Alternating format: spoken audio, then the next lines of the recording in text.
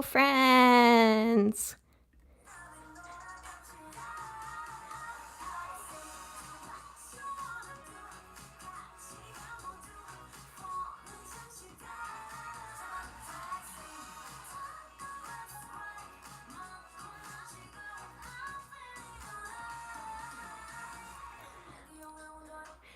Welcome.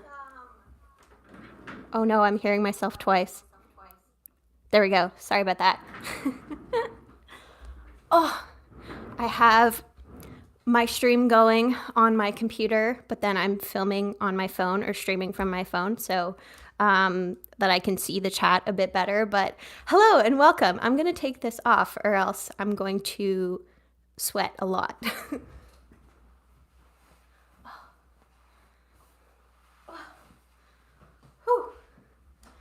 Hello. Okay, is the echo still happening? I think I solved the problem by muting my computer, but if you're still hearing an echo, please let me know. Oh, but hi, Leah. Hi, JWW. Hi, Ari. Hi, AO, question mark, question mark, question mark. I'm so excited to be streaming today. Okay, thank you, Leah.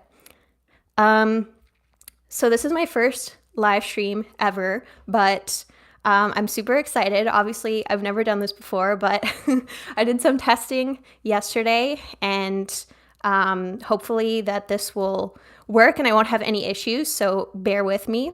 And honestly, I was shocked that people were interested in doing a live stream at all because, you know, to this day, a year into my channel, I'm still surprised that anyone wants to watch my content at all. So thank you so much for tuning in and for your support. It brings me so much joy to be able to, you know, make this content for all of you.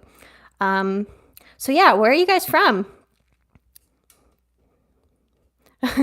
Crispy Chicken says, first live stream ever, very brave, but you got this. Thank you. I appreciate your support.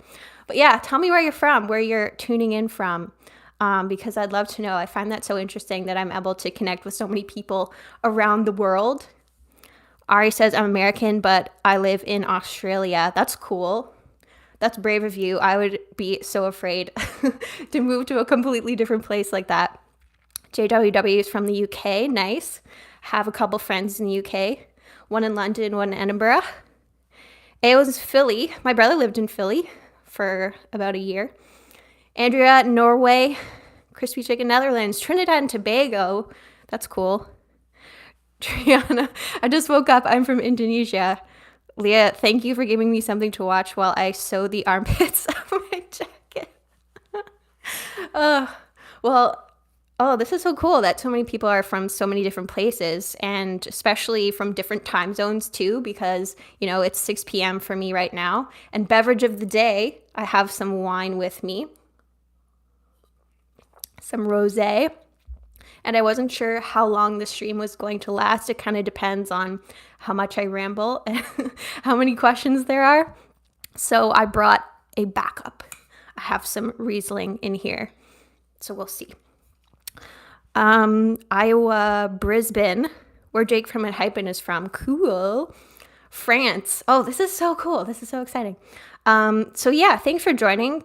I'll talk about what we're going to cover on the live stream today. So I'm going to answer the questions that were asked ahead of time, kind of starting with the more personal questions and then go into the K-pop questions and music questions. But if you have any at any point, you can just pop them in the chat. I'm going to talk about the Ateez concert on Friday because that's a thing that is happening and I'm very excited for, because Ateez was the first group that I covered on this channel. It's been a whole year. It's coming full circle. Going to see them in Hamilton and I have VIP tickets. So I'm very, very excited for that. Talk about that. Talk about some of the comebacks that are coming up because there are several, which is kind of rare for me on my channel because at this point only covering 10 groups, but almost half of them are coming back in the next week. So we'll get into that. And then yeah, we'll talk about life updates, that sort of thing, Christmas plans. Leah says, what is that bottle? It's like a picnic bottle where it's insulated and you can just pour whatever wine you want in it. It's from Indigo, which is a Canadian company, but it's really great because it can just keep wine cold and you don't have to like open carry in places. Tima said she saw Ateez in Chicago. Concert was amazing. I'm so excited. I'm going to pee my pants. And it's going to be very hard not to just like freak out and lose my mind, especially, having VIP tickets and getting to see soundcheck and, pretty much being guaranteed to be so close. Very, very, very excited. And we'll definitely be filming like a vlog of my experience. You can stop putting your wine in Starbucks tumblers. Yeah, so it came with this. So it was this bottle, and then it came with this cup, and then another cup, which is like, the reverse. It's like dark blue here, light blue here. It's very handy.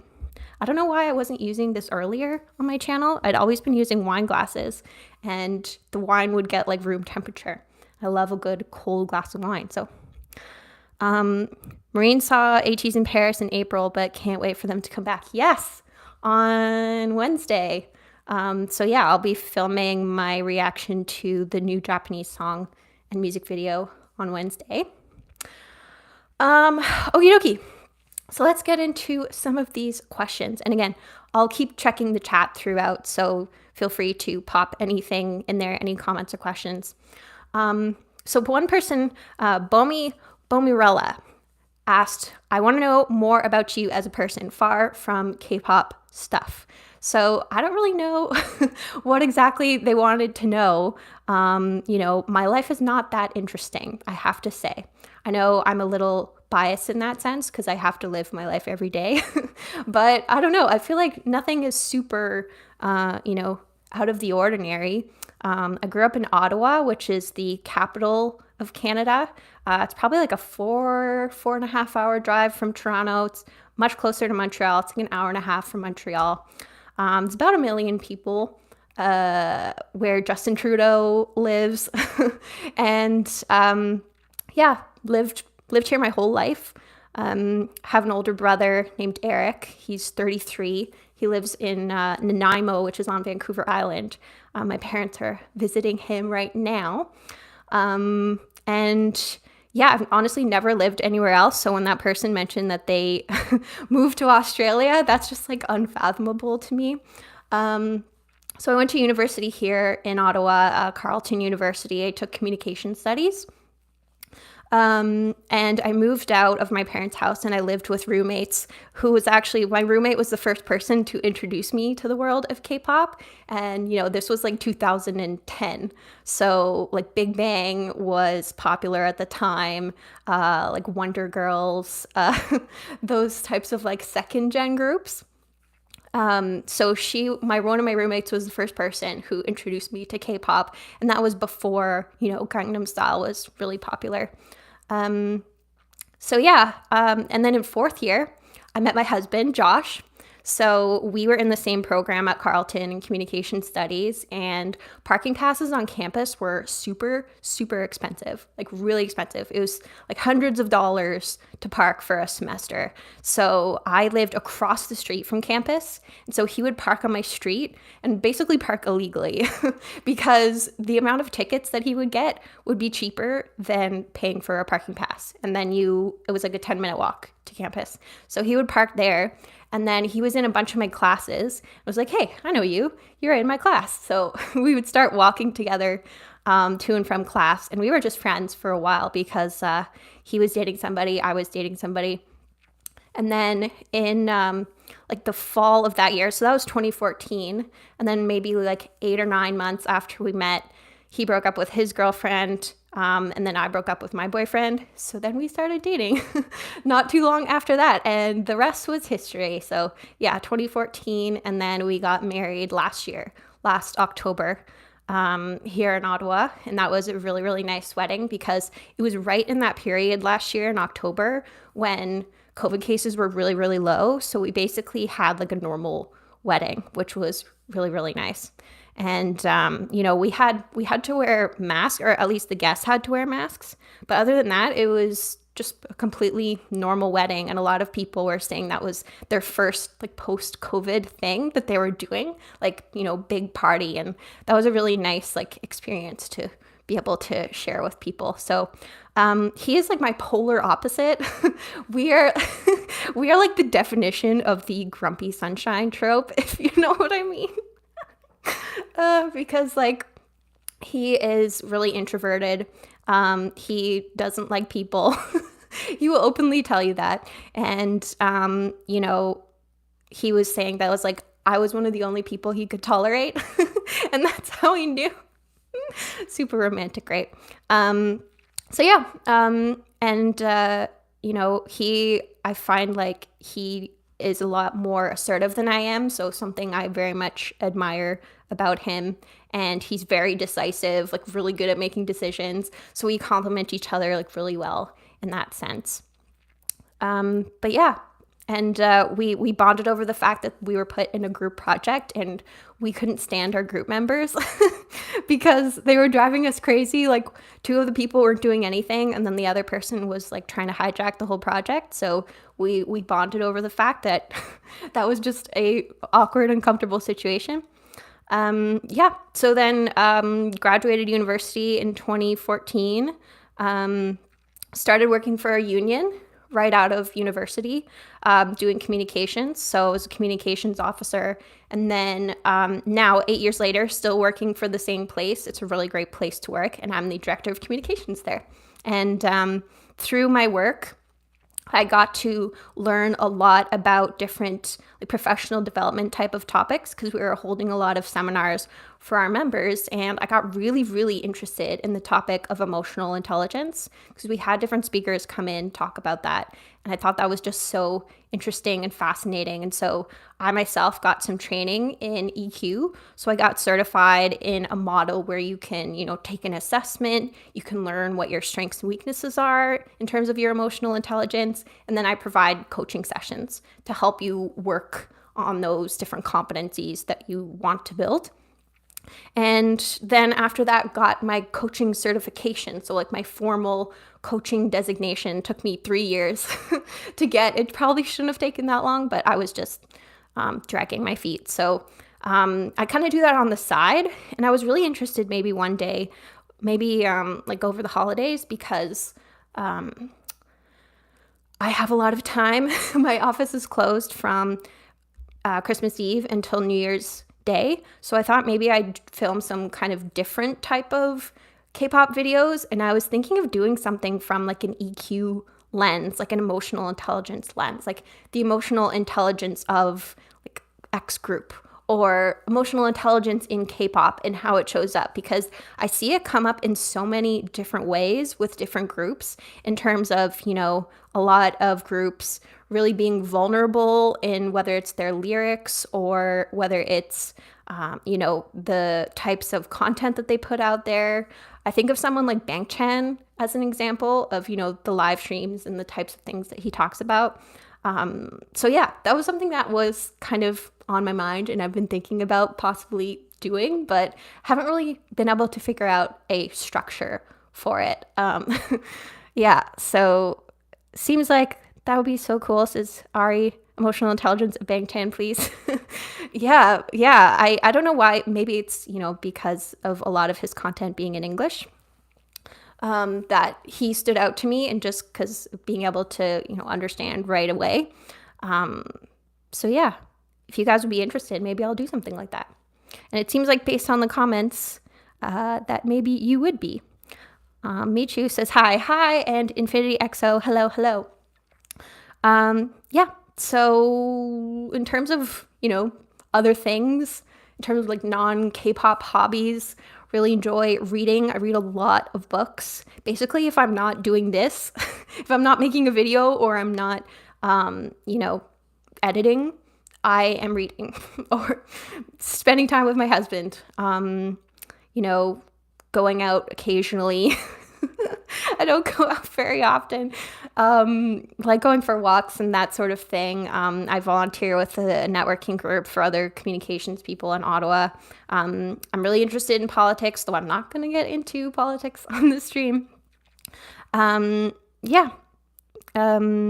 AO says, it kind of reminds me of Max Beaumont. He does a lot of analyzation on people. Yeah, I've seen his channel before. I've watched some of his videos, but I haven't gone into his stuff a whole lot, but kind of something along those lines. Ari says, do you still dance? No. So I danced a lot when I was younger. So I started when I was 4, I think, doing ballet and jazz, and then did it until I started doing gymnastics when I was maybe 5. And then, yeah, I stopped pretty much when I was finishing up high school, because I don't know, I just didn't have time for it anymore, especially focusing on, my grades and graduating, getting ready for university and that sort of thing. So yeah, I like to dance, still do some dancing from time to time for some exercise, but nothing, competitive or like I used to do when I was younger. Leah says, plans for owning cats. I would love to have a cat, but I am allergic to cats. And Josh is even more allergic to cats. We went to a friend's house a couple weeks ago who had 2 cats, and we forgot to take our anti-inflammatory, antihistamines before we went. And oh my gosh, it was a disaster. Her eyes were so itchy and we were getting hives and that sort of thing. Josh was even more miserable than I was. So yeah, I would love to own a cat. I love cats themselves. I just appreciate them from afar, unfortunately. So yeah, that's kind of it for personal stuff. Lisa, that's devastating. I'm so sorry. Yeah, so the same person who asked about personal stuff, Bomirella, also asked about Josh's opinion on my channel, which is a good question. And, honestly, immediately he was super supportive and he thought it was so cool and such a fun idea. And he's actually given me ideas for my channel as well. Like, beverage of the day was Josh's idea. Like, I will not take credit for beverage of the day because he came up with it, because I was talking about, I feel like I want to have something different to drink from the other video. And he's like, you should make that a segment. It should be like your beverage of the day sort of thing. He's just super, super creative. So I appreciate that very much about him. But honestly, like, he cannot stand K-pop music. Which is kind of unfortunate, considering it's, 90% of the music that I listen to. But all the music he listens to is like angry. Like, he really likes metal and, psych rock and that sort of thing. We're, very much polar opposites. We have some crossover, kind of like indie type music we both like. But, despite the fact that he cannot stand K-pop music, he was really excited and happy by the fact that I was doing something that I was passionate about, and that, I was building a following. Like, all the time he tells me how cool he thinks it is that I'm doing this. And, he's just incredibly supportive. I feel kind of bad because it's taken up a lot more of my time. Like, we don't spend as much time together as we used to. We still spend plenty of time together, but not as much as before. So sometimes I feel bad, and, I've told him, like, I don't need to film something today. Like, we can go do something else. And he's always just so supportive. He's like, no, like, you do what you need to do and we'll hang out later type of thing. So very, very much appreciative of how supportive he is. We stand Josh. I do too. So, Tima said, I somehow got my husband into TXT, slowly trying to get him into some other groups, but he doesn't like music in general, so it's a work in progress. He doesn't like music? Oh, I don't even know if I've heard of someone who doesn't like music before. But yeah, you're lucky. So there's all of 2 songs. Okay, so there's 1 song that he likes, 1 K-pop song that he likes, 2 that he will tolerate, and the rest is just a big no. I would love to know. Actually, no, I don't know if that would work. I was going to say, I wonder if you could guess which one that he likes, because, I mentioned he likes metal, he likes psych rock type of stuff. So it's like, I wonder if someone could figure out what song it is that he actually likes, that he actually added to his library, but maybe not. Oh, sorry, Tama. Apologies that I mispronounced your name. And thank you for adding the spelling. Ari says 0 by 1 love song. I'm trying to think if he's even heard that one before. Rosie got it. It's Gorilla. And Leah also said Gorilla, which is correct. I had the music video on and he was just like, oh, I actually like this. And I was floored. I was so stunned. I was like, you like a K-pop song? So that was pretty amazing that he liked it. And then the other two that he tolerates are Dechita and Scared by P1 Harmony. Those are the only two songs that he will tolerate. The rest is just a big fat no. And, the only time that we'll listen to K-pop, because I don't want to play music that, bugs him or bothers him. So the only time I'll really listen to it when he's with me is if I'm driving. So we have a rule of like, whoever drives, you pick the music. So I'll try not to pick it too often. Pink Fantasy. I've never heard Pink Fantasy before. You should try to get him to listen to Frost by TXT. I think he might like it. Yeah, I haven't really tried too much of TXT with him. I don't know why. Yeah, maybe I should try it, but he might like Extraordinary Heroes, says Wolfie Chan. Extraordinary Heroes. They're more rocky. I've never heard of them. So yeah, if you have any suggestions of things that he might like to try, like that would be helpful. So yeah, we'll see. Band under JYP, where have I been? How have I never heard of Extraordinary Heroes? Am I even saying it correctly? Extraordinary Heroes? Yeah, so I've seen the biggest metalheads end up liking Twice. I have tried with Twice. I think Twice is, well, I guess I played Fancy and I Can't Stalk Me, and he was like, I will listen to it on mute because they're pretty. Oh, yeah, so he was not having Fancy. And I Can't Stop Me, again, he will tolerate K-pop in kind of small doses, so. They're more of a band than a K-pop group. Oh, interesting. Okay. One we? Probably not hard enough. Yeah, anyway, I'll come back and I'll look at the chat. So if you just want to pop it in, I'll come back to it later and I'll cycle through those for him. Yeah. So I'm trying to think anything else on that subject I wanted to bring up. But yeah, no, Josh is super supportive of my channel, and he's given me advice on how to do certain things because, he's a data analyst for his job, but then he also did photography and videography professionally in one of his jobs. So he would give me advice on, lighting and, how to shoot certain things. So yeah, very, very thankful and feel very, very lucky. And I don't think he'll ever make an appearance in any of my videos. He's not really interested in being on camera, and he said he also wants it to be like my thing. But if you want to see pictures of us or anything, you can check out my Instagram. So I think that's it on the subject of my husband. Montage by When We would actually be a good one. Okay. Oh, they're also RBW. Interesting. Are either of you into anime? No, but I'm not opposed to getting into anime. I feel like I've said this in multiple different videos, depending on which group you listen to me for. You might have heard me say this before, but I'm interested in getting into anime, but I just don't know where to start because it just seems like this big monolith of, so many different types of shows that it's just like, give me a anime for beginners. I'll start with that. But I honestly don't watch a ton of TV just because I don't have time.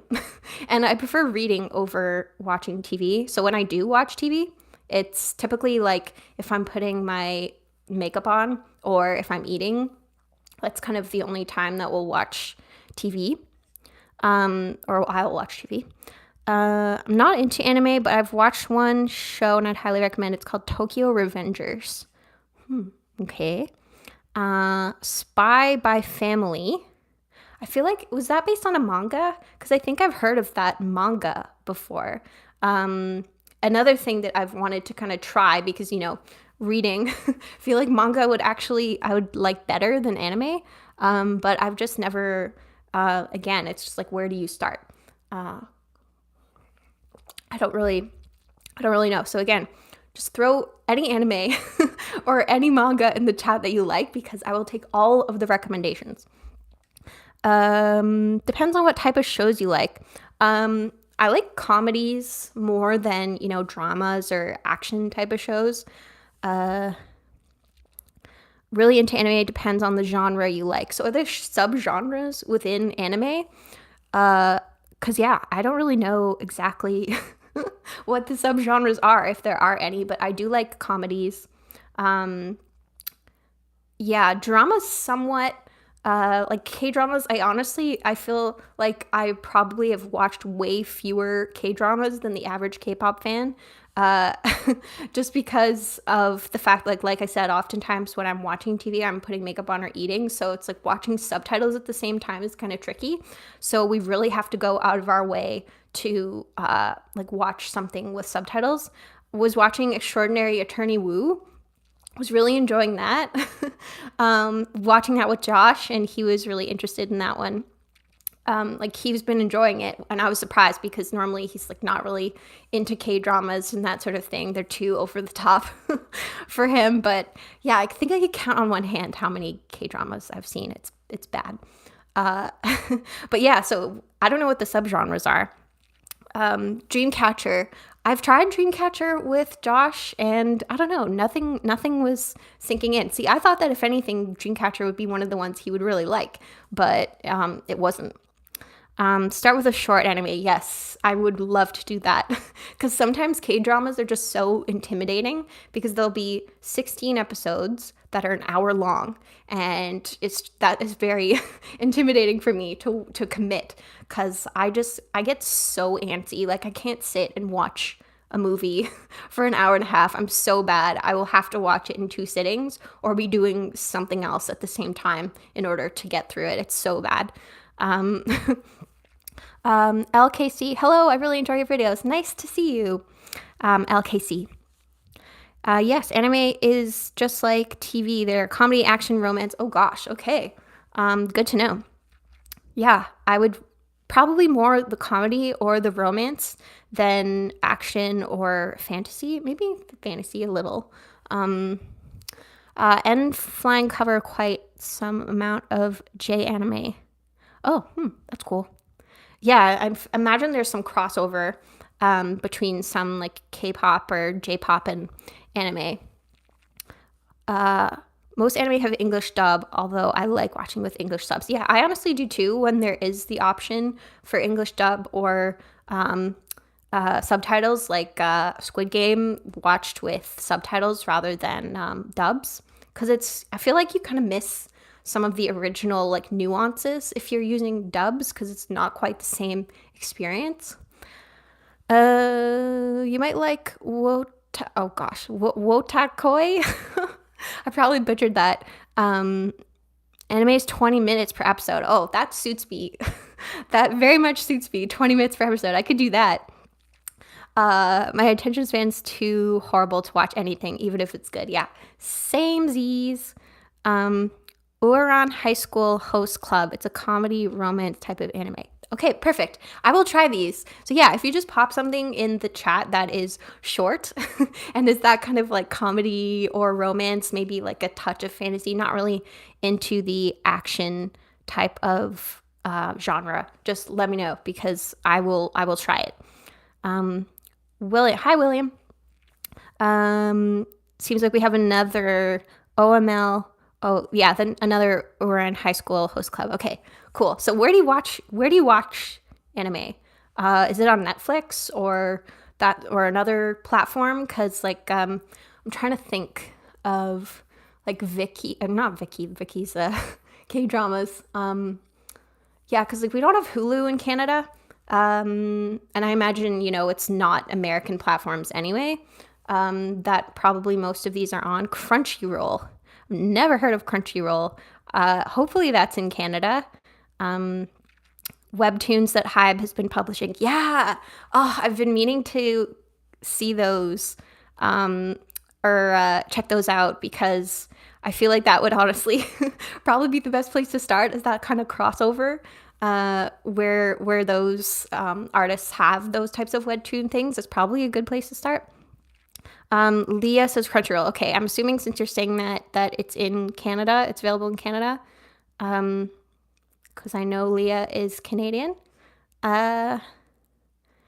So, I think that's, yeah, other TV shows and movies. Yeah, more like comedy. I really love reality TV.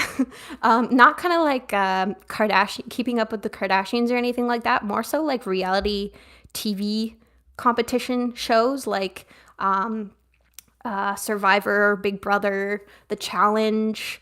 I love those shows for whatever reason because they're really fast paced, and I can come back to them and stream them later, and get through all of those in one sitting, because, maybe it's because of my EQ training and that sort of thing. I find the social dynamics so interesting. I love RuPaul's Drag Race. I have probably watched The Office like 20 different times. Like, I've probably seen the first 4 seasons like 15 to 20 times, and I could quote any TV show or any episode from start to finish, just because it's like my comfort show. I feel like everybody has a comfort show. But yeah, if you have a comfort show, tell me your comfort show in the chat. William, American Ninja Warrior. I haven't watched that one, but I feel like if I watch the challenge is kind of similar to that in terms of the really like intense stunts and that sort of thing. Oh, Leah lives down the street from the Big Brother Canada house. That's amazing. Sometimes I found that many reactors choose idol groups to react to rather than solo artists. Would like to know what you look for in I would like to know what you actually look into for an MV first. Lyrics, MV, visual, song, instrument. So you mean when choosing a group to cover? Because initially, like when I chose Ateez, when I started at the very beginning, it was just because I had heard of them and wanted to learn more about them. So I was like, oh, I'll just cover it. I'll put it on YouTube, and because I knew how much I loved reaction videos. So it's like, oh, I'll kill 2 birds with 1 stone. I will film myself reacting to Ateez for the first time, and then I will, where was I going with this? I lost my train of thought.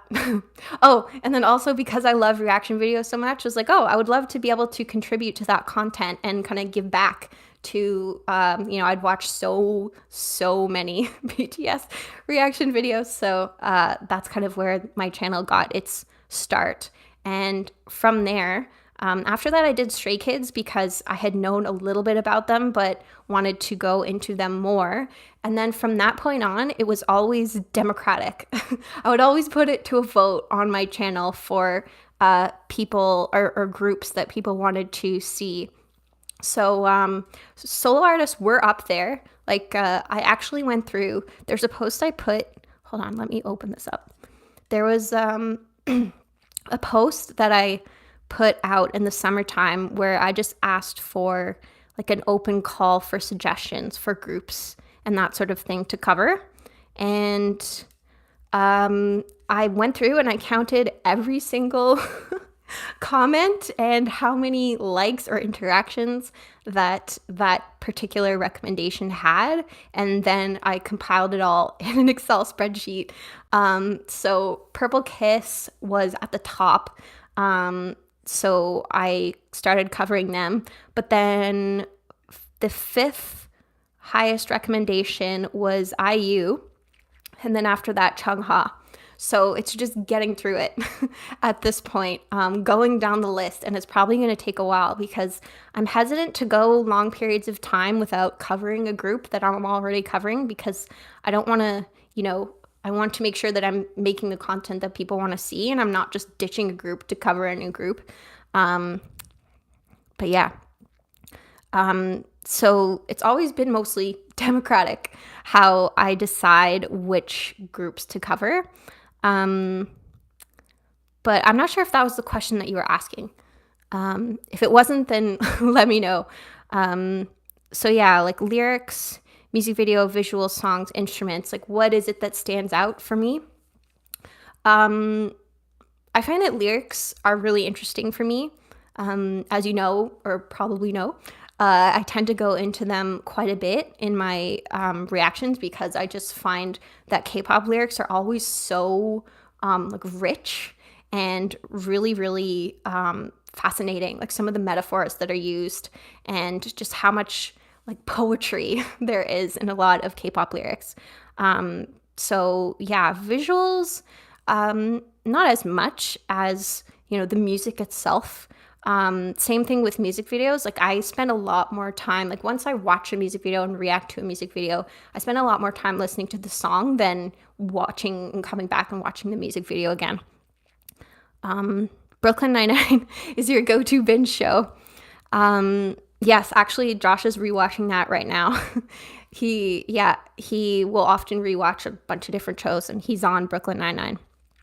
I'm late, but I'm seeing One We being mentioned. And yes, One We, I'm here to support. From A.E. Francis. Yes, let me check. How far were they on the list? One We, oh gosh, okay. 1, 2, 3, 4, 5, 6, 7, 8, 9, 10, 11, 12. One We was 12th on the list. So I don't know how long it's going to take me to get there. My favorite solo artists are Alexa, Chungha, Wonho, and Hyuna. Oh yes, Hyuna. She was one of the first K-pop artists that I heard, because there was Bubble Pop. My friend's roommate loved Bubble Pop, and so that was one of my earlier exposures to K-pop. Favorite solo artist is BB. She's such a good artist. BB. I never heard of her. Actually, I think. Nope, just kidding. That was one of the recommendations that was on this list. It was kind of far down, but I see it. It's there. Who is your alt bias in K-pop? It doesn't have to be from your favorite group, by the way. Like mine's Jonghan from 17, but my alt group is TXT. I would still honestly say that my alt group is BTS, just because I've known them for so long, and it's kind of hard.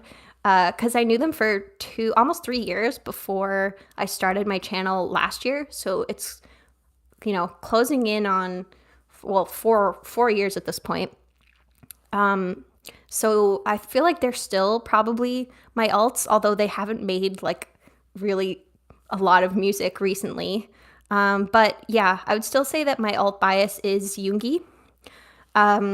But it was interesting because when I first started getting into BTS, he was not my bias for the first 6 months. Jimin was my bias initially, but then Yoongi won me over with his kitty cat personality. And I honestly think that he's one of the idols that most closely resembles my husband. And I think honestly, that's why he's one of my favorites, because he's so much like my husband. It's not even funny. They're almost like the same human being. So yeah, and I also find it funny that of the 3 K-pop songs that he'll tolerate, that Deshita is one of them. Yeah, so it's still Yoongi, but I feel like Hongjoong from Ateez is creeping up there. It's, yeah. Let's see. Oh gosh. I've been meaning to check BB out. Have a whole list. Yes, so do I. Deciding what group or singer to react to is probably one of the hardest things for a reaction channel. There's just so many. Yeah, it's tough, but I'm a democratic YouTuber. So I want to make sure that I'm covering the groups that my subscribers want me to see, because, that's why I'm here. I'm here to make content that you want to see, because I can just listen. If I want to listen to a group, I can listen to them on my own time. I don't need to film a video. So yeah, I only heard One Way this year and instantly fell in love with them. So underrated, but incredibly talented. Yes, it's again, There's so many groups, so many groups that I want to check out. And I'm so hesitant to listen to anything outside of what I film for my channel because it would really limit me. Because I told myself, I was like, from day one, I'm never going to fake a reaction. I'm never going to pretend I haven't heard something when I have, or pretend that I don't like some, or that I like something when I don't like it. So I kind of like set that rule for myself pretty early on, and I'm sticking to that. So that's why I'm really hesitant to kind of listen to something off camera, because I don't want to limit myself from being able to react to that content in the future. And I know I won't be doing my channel forever, so I can just catch up at that point, whenever that is. Alexa movies are like action movies. Oh, that's fun. Because I find it so interesting because there's so many groups out there that how do you distinguish yourself? How do you make yourself different from what is out there, you know? And I feel like every group that I've covered, they've found their thing, but it makes me wonder how many other things could there be? How many different types of like unique, what is it, USPs that you say in marketing, like unique sales proposition that makes your group or you're the soloist or whoever stand out from everybody around them. So I find that really cool that so many different groups and artists can find ways to make themselves unique compared to other artists, because there's just so many different things that are out there already. Those weird introverts slowly sneak. Oh, it's so true. I feel like, I don't know about you guys, but I feel like my biases are always either exactly like me or nothing like me. Like, and there's no in between. It's either exactly or nothing like me. I don't know why that is. Couldn't tell you. Or if that's even the case for you, but I just find that's the case for me. Do you know that Ateez are having a Japanese comeback? Yes, on Wednesday. So I'm going to film that on Wednesday. Although I'm not 100% sure when I'm going to release my reaction, because I need to post it at least 24 hours early for my $5 patrons. And then I'm leaving for Hamilton the next day. So I think I can be quick like a bunny and edit it on Wednesday evening and post it for my patrons Wednesday evening. Sorry, I need to burp. Oh, excuse me. I'm so sorry. Yeah, so I think it should be fine, because from what I understand, it's just one new song, right? And then the rest are just Japanese remakes of other songs that they've already released. So we'll see. I'm hoping that it'll be out like Friday or Saturday, but I'm not 100% sure. Plus, there's also two other comebacks that are coming out on the same day. Itzy and P1 Harmony are both having a comeback on Wednesday as well. So I think I'm going to just cover Ateez first, because I want to have heard that song before I go to the concert on Friday. So we shall see. Hongjoong, I know, will be a problem for me, so I'm keeping at a distance. Yeah, he's quite something, I have to say. Because, yeah, I remember watching my very, very first reaction that I did. I remember him standing out to me immediately and just being like, oh, like, who is this person? Just like the talent, the visuals, like everything. I was just so like, I don't even think, maybe other than Jimin from when I first watched Boy With Love, like, I can't remember just being immediately taken by an idol like that. And I don't think I have since, honestly. If you don't like a song, would you still upload your reaction? No. Because I have done that, actually. I filmed a reaction. Should I say it? Yeah, I'll say it. I filmed a reaction to Bad Decisions. The what's it called? The BTS song with Snoop Dogg. And I just... I'm sorry, I did not like that song. I just thought that the Snoop Dogg part sounded goofy. And it was just one of those things where it's like, I like the rest of the song, but that one part made it unlistenable for me, and I feel so bad because I actually like Snoop Dogg. I used to love his music as a kid. Like I remember Drop It Like It's Hot, and he's put out so many great songs that it was just like, I just thought it sounded goofy. And so I remember I filmed the video, and then I was just like, I'm gonna stop because I can't say like yeah, I don't know. And I didn't want to like put that negativity out into the world, like no one needs to hear that from me. Putting out a reaction to a song I didn't really care for. So yeah, I that's the only time where I filmed something where I didn't like it, and I decided not to post it because it's just like I don't need to put this out into the world. Hello to Brickerback. Will you be watching the Mama Awards show this week or this year? It's like the Asian Grammys. I don't know. Depends on what time it's on, because it makes it kind of hard a lot of times to watch things on KST because of the time of day that it comes on. Because, if it comes on at, what is it, like 6 or 7 p.m., it's like 5 a.m. for me. And then another thing is I have done reactions on my Patreon before to Mama content. So again, that would be something that could potentially limit the type of thing that I could post or react to. So it's one of those things where often I'll hear like this performance from this group on this Mama stage was really amazing. Watch it. And I've done reactions to it. So, yeah. Hi, Chris. Chris is a patron. There's so many different group concepts. I lost count how many unique ones I've seen. Yeah. I've even heard of a group concept based on blood type. Like they all have the same blood type. Wow, that is interesting. Because from what I understand, like blood type is kind of like a personality type of thing in Korea. I know nothing about it. So is it sacrilegious if I make you listen to the boys while getting ready for Ateez? You can, I will point people to you if they are mad at me for listening to the boys off camera. I will say it's Leah's fault. Yeah, concert on Friday, seeing Ateez on Friday. Yeah, Mama Red Carpet starts at 6 a.m. EST. Yeah, I mean, honestly, I get up around that time every day. I get up at like 6:15 because my husband's job, he does like media monitoring and that sort of thing. So he needs to have certain deliverables by like 9 in the morning. So he gets up pretty early to do that. And I just get up with him because he needs to go to bed early and get up early. So no point of keeping him up late and then, kind of no point to it. So I get up at like 6:15.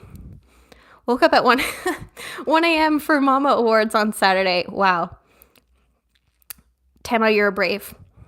Did wake up at 4 a.m. for a Rolling Quartz show last week. Oh my gosh, you guys are committed. I applaud you. I do not have that fortitude because I'm such a baby when I don't get enough sleep.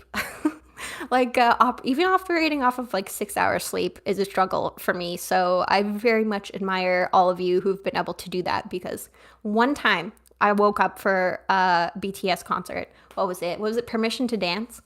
I think it started really early. So was it PTD? I can't remember. I went to a friend's house to watch it because she was the one who paid for the stream, and we kind of split it with her and went to her house to watch it on her TV. And I think that was like 5 a.m. that started. Woke up at 4:30, rolled out of bed and drove to her house. And then it was just like, never again. It's like, I'll just watch the recording. TXT Mama performance was insane Saturday. Yes. Or MMA. Is that something different? I'm not sure. Yeah, so if there's any of those types of performances that I need to check out, definitely let me know. Any of the Melon Music Awards performances yesterday? Monster X, insane as usual. No, I have not. Kind of the same thing as Mama, where, if there's anything that I watch, I'll probably do it on camera. Or if there's a specific thing that somebody wants me to react to, then I'll do it in that way. Get ready for the name chapter. Is that the new TXT comeback? I don't know. I think they're coming back in January. Yep. UK time is okay for releases. It's usually about 9 a.m. Yeah, see, that works out pretty well. Yeah, because if you're in London or in the UK, you're 5 hours ahead of me. So that's much more doable. But if you're in the UK, oh my gosh, it must be late for you. Close to midnight, I suppose. I'm a night owl, so I don't usually go to sleep until like 8 or 10 a.m. Oh my goodness. So it works for Korean award shows. Yeah, I guess that works well when you're operating almost like on the opposite time schedule. Is your husband going with you to the concert? No. Oh, so funny story about that. When BTS was initially supposed to perform in Toronto in 2020, so May 2020, they were supposed to do a concert there, and they canceled it because of COVID. Initially, I wasn't too sure who I was going to go with because the people who I know who are BTS friends now were not really into BTS at the time, or I wasn't as close of friends with them as I was, or as I am now. So I was like, I don't know who I'm going to go with to this concert. And Josh said to me, he said, I will pay you. I will pay you the price of the ticket to go with somebody else. I will pay you money to take a friend. Whatever it is that the ticket costs, I will pay that for that person to go with you and they can go for free. Because he was just so not into the idea of going to a BTS concert.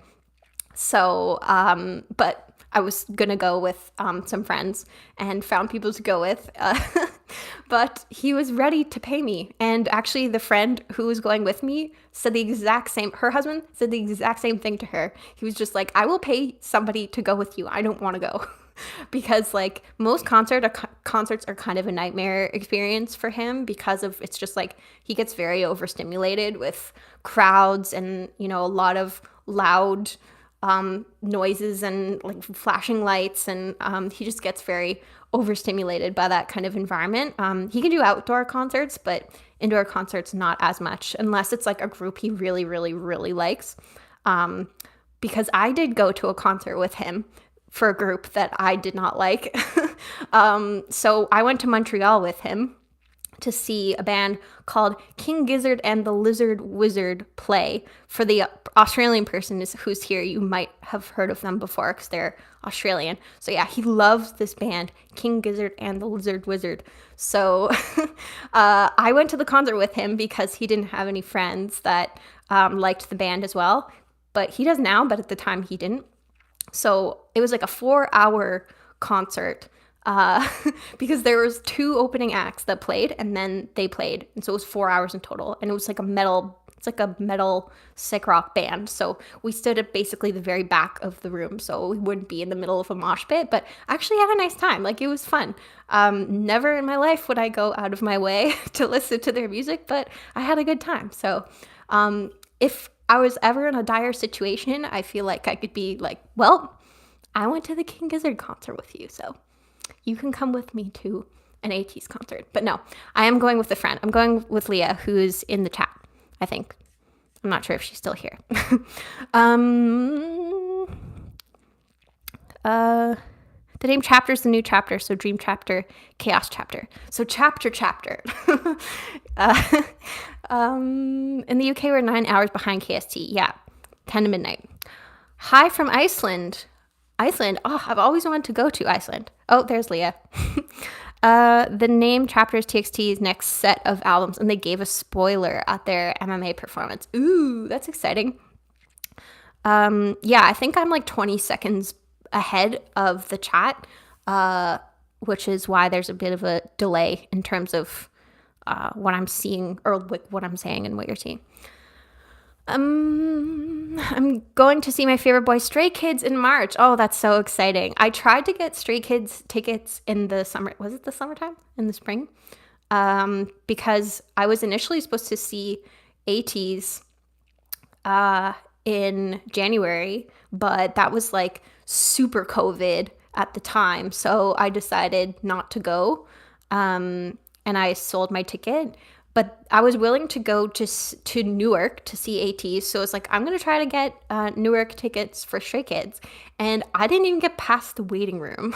Like, it was crazy how fast the tickets went. Because it was like, I don't exactly know. I know I've heard of all the drama with Ticketmaster and Taylor Swift of just how insane it is trying to get tickets. And they're just like price gouging the heck out of people. So yeah, Ticketmaster, don't get me started, but yeah, so I tried to get tickets, couldn't get tickets. So yeah, that's really awesome that you were able to get tickets. Cause I would love to see Stray Kids. It would be awesome if they could come to Toronto. And I find it so funny that groups will say that they come to Toronto, but then they actually come to Hamilton.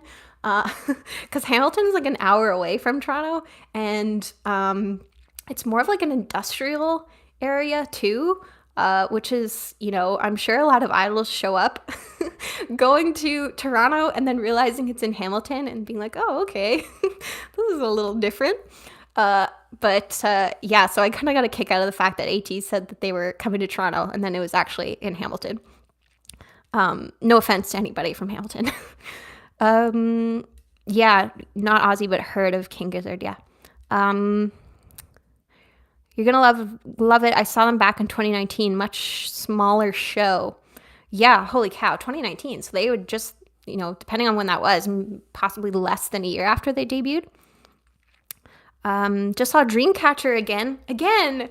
Oh, I'd love to see Dreamcatcher once, let alone again. That's amazing. Oh, they would be such a good concert, I feel like. And if I went to the concert, I would want to get the light stick because it's just like so cool. And do the whole staff version. Like, I have 2 light sticks. Just a second.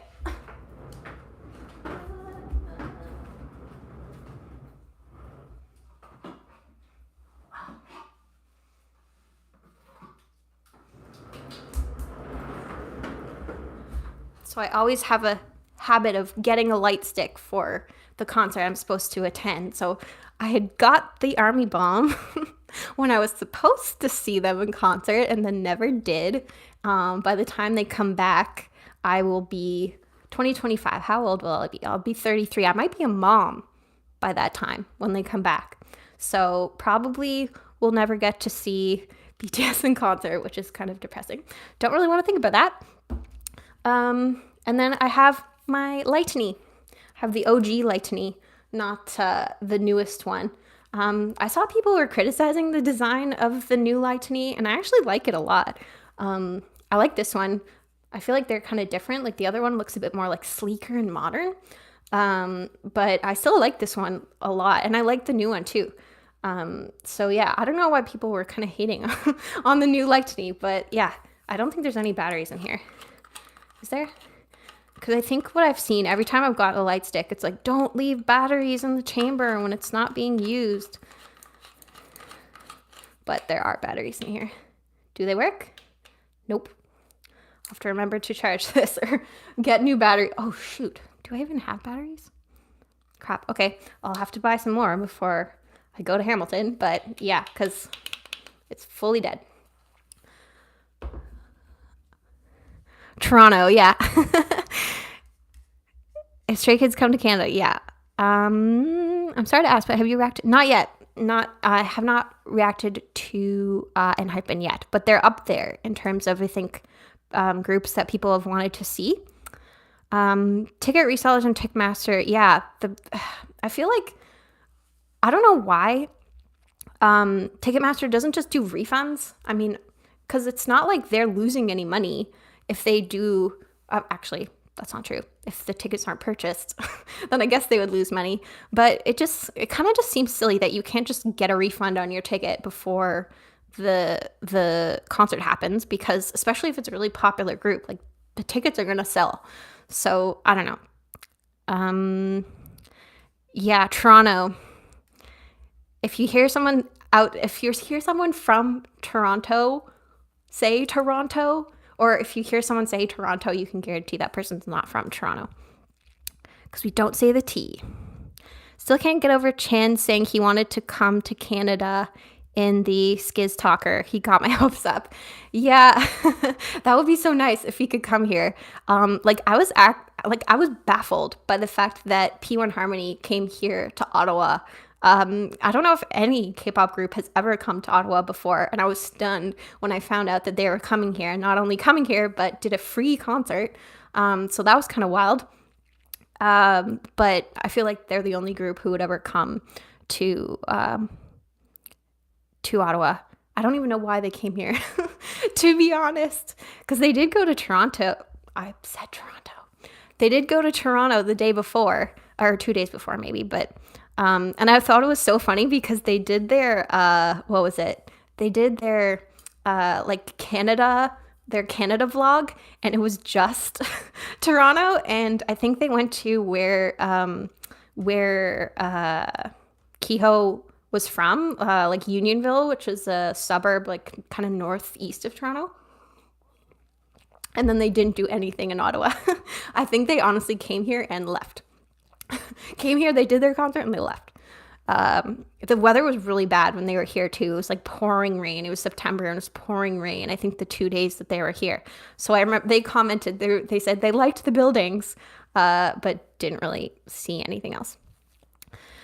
I would love to go to concerts, but Scotland doesn't have concerts and London is far away. Yeah, that's the thing, is honestly, whenever I want to see a concert for a group I like, you have to go to Toronto.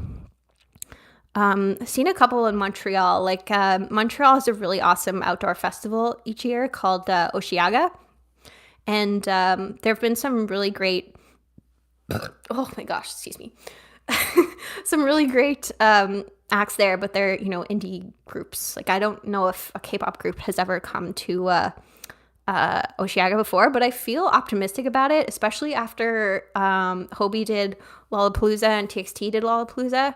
I feel like in the future, I wouldn't be surprised at all if there were K-pop groups at Osheaga, and it's much closer for me than Toronto. It's like an hour and a half drive. Saw Skiz at Brixton Academy in 2019. Oh gosh.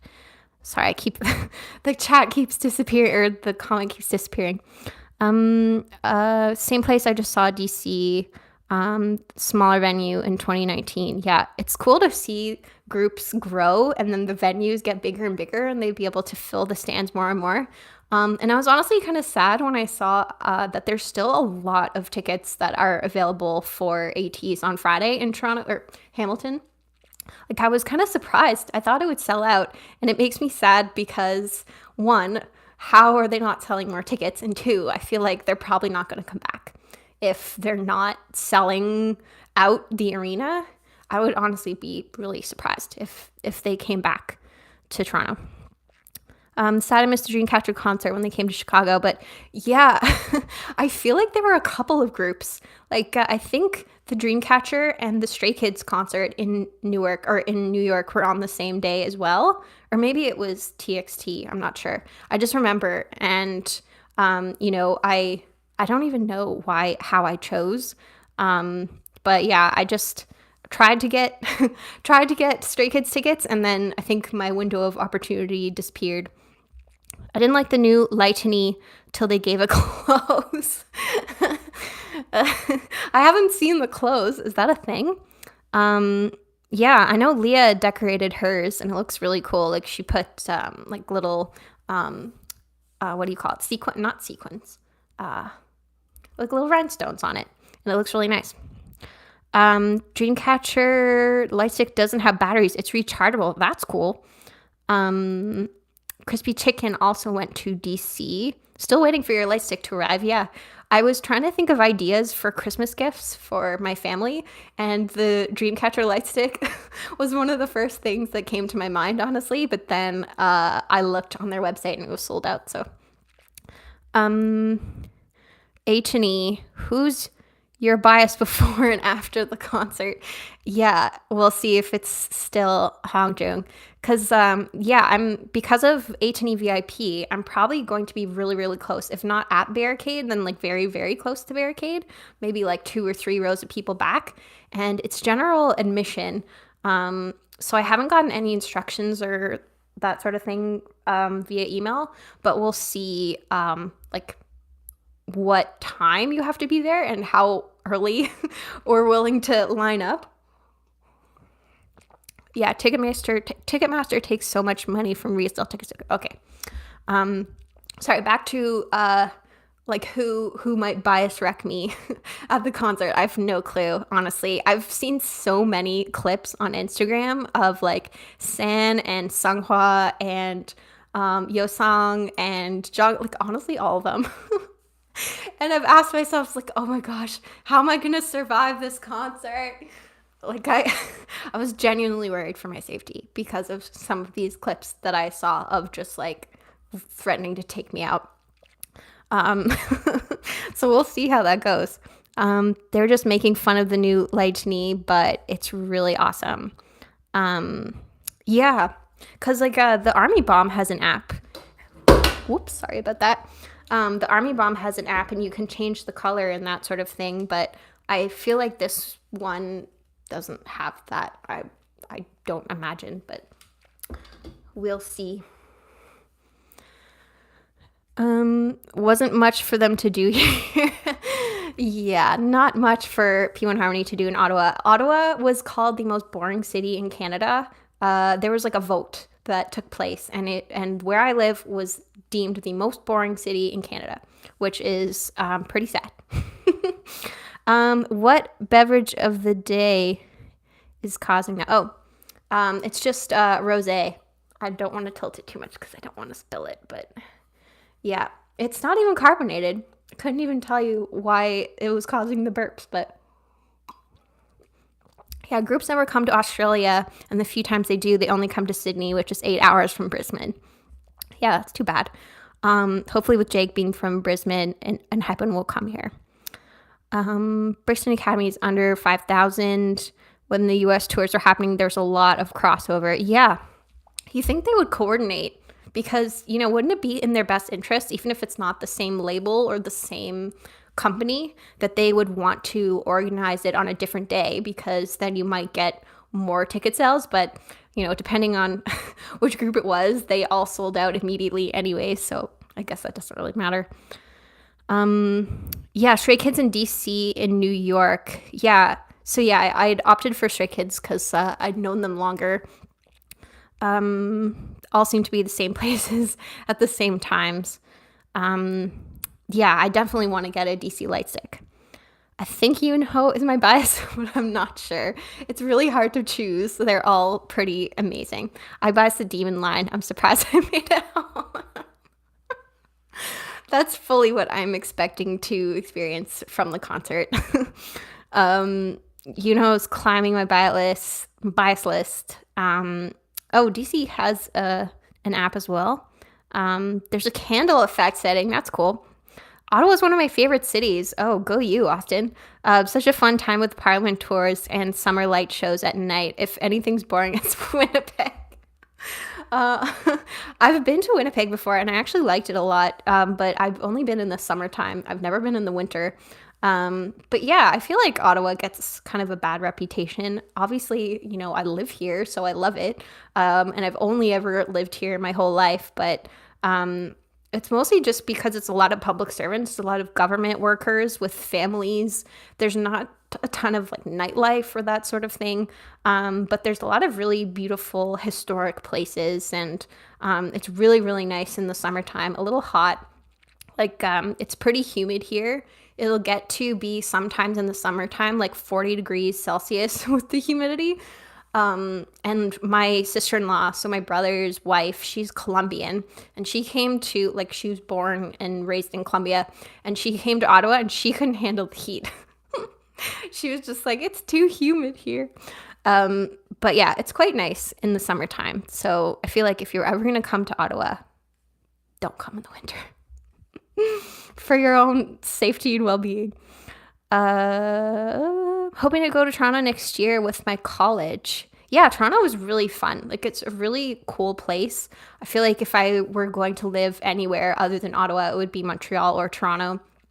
Really multicultural. Like, it's a very, very rich and vibrant city. in terms of like culture. So many different like boroughs and neighborhoods. Lots to do in Toronto. So yeah, I imagine even in the wintertime, I feel like you can have a good time, even though it's pretty cold. Um, yeah, you don't choose your bias chooses you. This is so true. It is very, very true.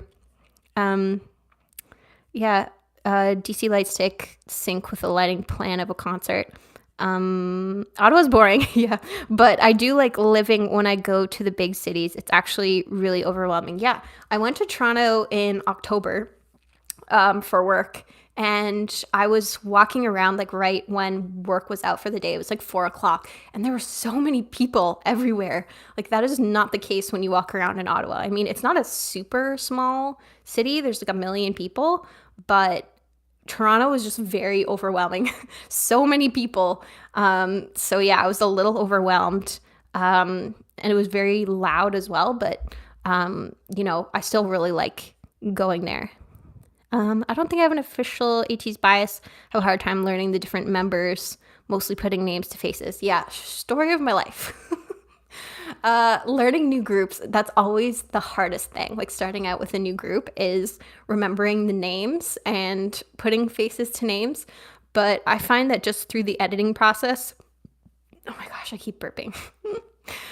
Through the editing process, just like going back and clipping things and seeing things again, that it helps for remembering people's names, just because of that experience.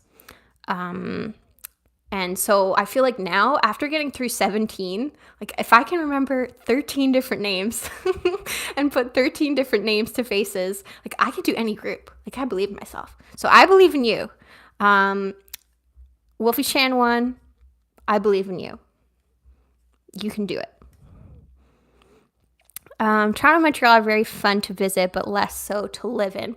I would live in either of those, in Toronto or Montreal, but I don't know. It would have to be something specific that would bring me there. But Toronto and Montreal are different. Montreal, like, how do I explain the difference? Because they're two like big cities, but Montreal feels more European. Because like old Montreal is really, really beautiful. Like it feels like you're in France, being in old Montreal. But it's not quite the same as Toronto. Yeah, I don't know. And Quebecois people are different as well. I don't know how exactly to describe it. But honestly, everyone in Montreal speaks English. So, but Quebec City, though, is different. Like Quebec City feels very, very European. And, few people there speak English. Do you sing? Kind of, not well. I like to sing, but, not really professionally or anything like that. I would give myself a solid, like, 6.5, 7 out of 10 on my singing voice. Like, I like singing with my dad because my dad's a musician. He plays guitar and he sings in a band. And so for at my wedding, instead of doing like a father-daughter dance, we played a song together instead. Or we did 2 songs. So I sang The Way I Am by Ingrid Michaelson, and then we did a duet, We're Gonna Be Friends by the White Stripes. Yeah, even NCT. Oh my gosh. Remembering the members of NCT. I've heard of NCT. Haven't heard any of their songs, but they're on my list of people to cover, and I was very overwhelmed when I heard how many members there were. So, but again, I feel like how many groups have I covered at this point? 10, and there's an average of maybe 8 members per group. So that's like close to 100 names, and I've been doing well so far. And I find normally by like the second or third video that I'll do on a group, I've got the names down. So it just takes some time. But yeah, lyric videos help with names and guides for sure. Like I always will watch a guide for a group before I really get into them. So yeah, that's definitely very, very helpful. And then learning their personalities too. I find that for some reason, if you just know more about that person, it's easier to remember their name. Outfit for the concert. Yeah, so I was not really sure what to wear. I still don't know. what to wear because I don't know how long I'm gonna have to wait outside because you know, December in Hamilton is cold. It's probably gonna be like 0 Celsius, and I don't know how much Leah and I are gonna have to wait outside. So if it's like several hours, that might change what I wear. But then by the time you get inside, like you're gonna sweat to death if you wear your outside clothes in the concert when you're surrounded by people. So yeah, it's and then, if you wear a lot of layers, like what do you do with the rest of your clothes when you get inside? Like we're general admission, can't just like hold it in your arms. So yeah, I'm not really sure what I'm gonna do. But I think just like an Ateez shirt, which I bought, and I have this like skirt from Zara, which looks like a skirt from the front, but in the back you can tell it's shorts with tights. Like there's these I've seen all over Instagram. They're these tights that have like fleece on the inside that look sheer, but there's fleece on the inside. So I have some of those and they're really comfy. Although I don't want to like sweat inside wearing fleece tights. But Leah has a bunch of hot hands, where you like put them in your mitts or your boots or like in your hat or something. And I feel like those will be really, really helpful because that's something you can just like throw away. But yeah, might have to be a game time decision. Oh, and I have this coat from Uniqlo. It's like this teddy jacket that I got on sale for like $50, but it is the warmest jacket I've ever owned. Like you must own this Uniqlo jacket because it is the best thing. It is the warmest jacket I've ever worn. It's helped me in Canadian winters and it was so cheap. Like I couldn't believe it because there's like Canada Goose jackets that cost like $1,000 and then this jacket I paid $50 for and it's warmer than my like Aritzia Super Puff coat. Like way warmer than that coat. And I was amazed. I was amazed. So I feel like I'm definitely going to wear that because, even if it's something that gets ruined, if someone like tramples on it, it doesn't even matter because it's a $50 jacket and I could replace it. I checked the Uniqlo website and they still sell it. So, oh gosh, okay. I've lost where I was in the chat. Oh yeah, outfit for the concert. WJSN originally 13 members, Triple S 24 members. It's my wedding and I'll sing if I want to. Yeah, exactly. Are you into American football? No. We have a football team. So we have a Canadian football league, the CFL, and Ottawa has a team. We're called the Red Blacks. Don't ask me what that name means. And they were really good for a couple years, but I feel like they haven't done well recently. Like the super, I don't even know what the Super Bowl trophy is called. Whatever the Super Bowl is, there's I think 8 teams in the CFL, and they've won one time, but it's a long story, and you don't care, so I'm not going to talk about it. Are there 24? Oh, okay. Wear your please leave. Yeah. Oh my gosh, I saw this shirt. I was like in a pinch and it's like, I really want to get something for the Ateez concert, but I didn't, there was nothing like official merch that would arrive in time. I waited way too long. So I was like, whatever, I'm just going to order something on Redbubble. And I saw, the please leave poster that Ateez had for one of their lives. It was just please leave on a t-shirt with a little guy. So I was like, oh my gosh, that's perfect. So I ordered that. Yes, layers will be my friend, and Leah's heat packs will help.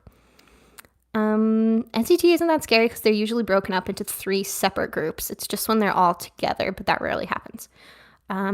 Yeah, the hand warming packs. I also saw some that are like for your feet. They're for the soles of your feet that you put in your boots. So that I feel like those would really help.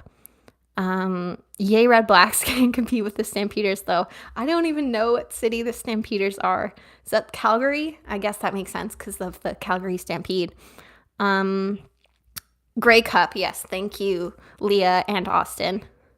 9 teams in the CFL. Shows what I know. Uh, yeah, red blacks sound way better in French. Rouge et noir. Okie dokie. Oh my gosh, there's so many other things I wanted to cover in questions that were asked. And I've only passed the first one. And I have like several more questions to get through. Okay, the stream is longer than I thought it would be. Okay, so Finn asked about favorite K-pop music video. I have to say my favorite is Boy With Love because that's where it all started. In 2019, I don't even know how I stumbled across it. Boy With Love, I think I had heard it, those Spotify playlists where they do like top 40 playlists.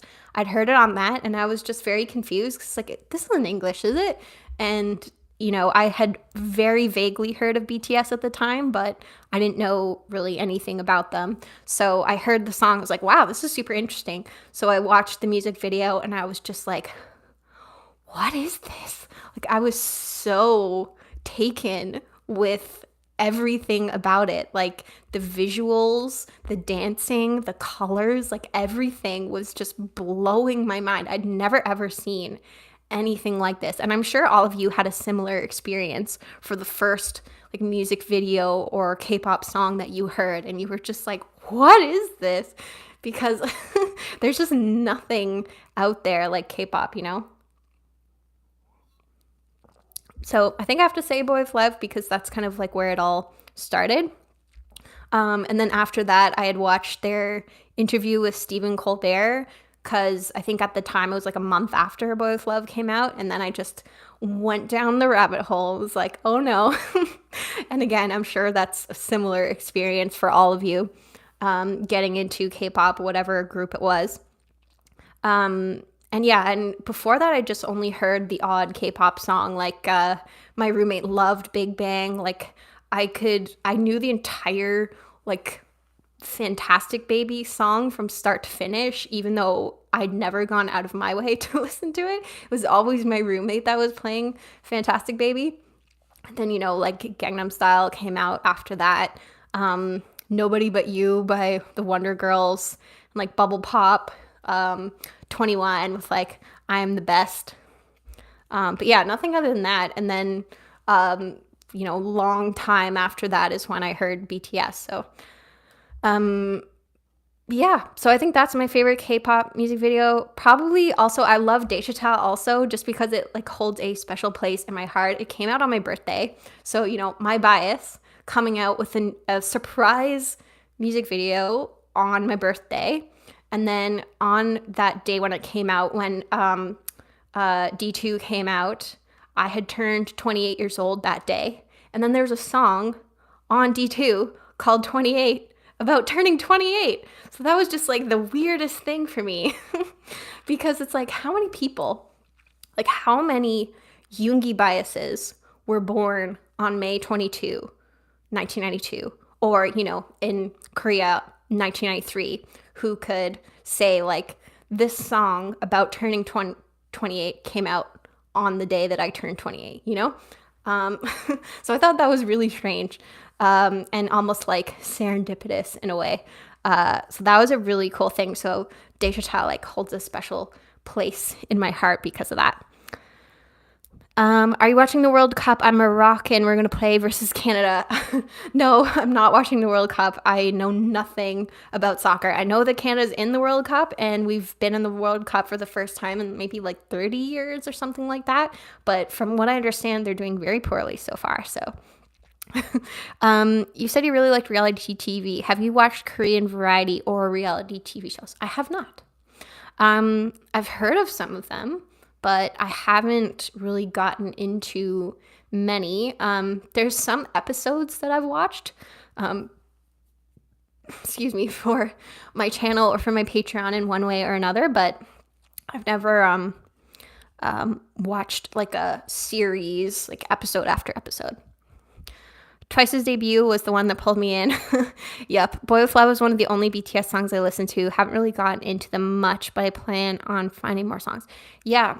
I mean, literally I'm biased, but yeah, BTS was like the group that got me into K-pop. So I feel like obviously I would say give them a shot. Like I think my favorite BTS album is Map of the Soul 7, but you know, I really love the whole Love Yourself series.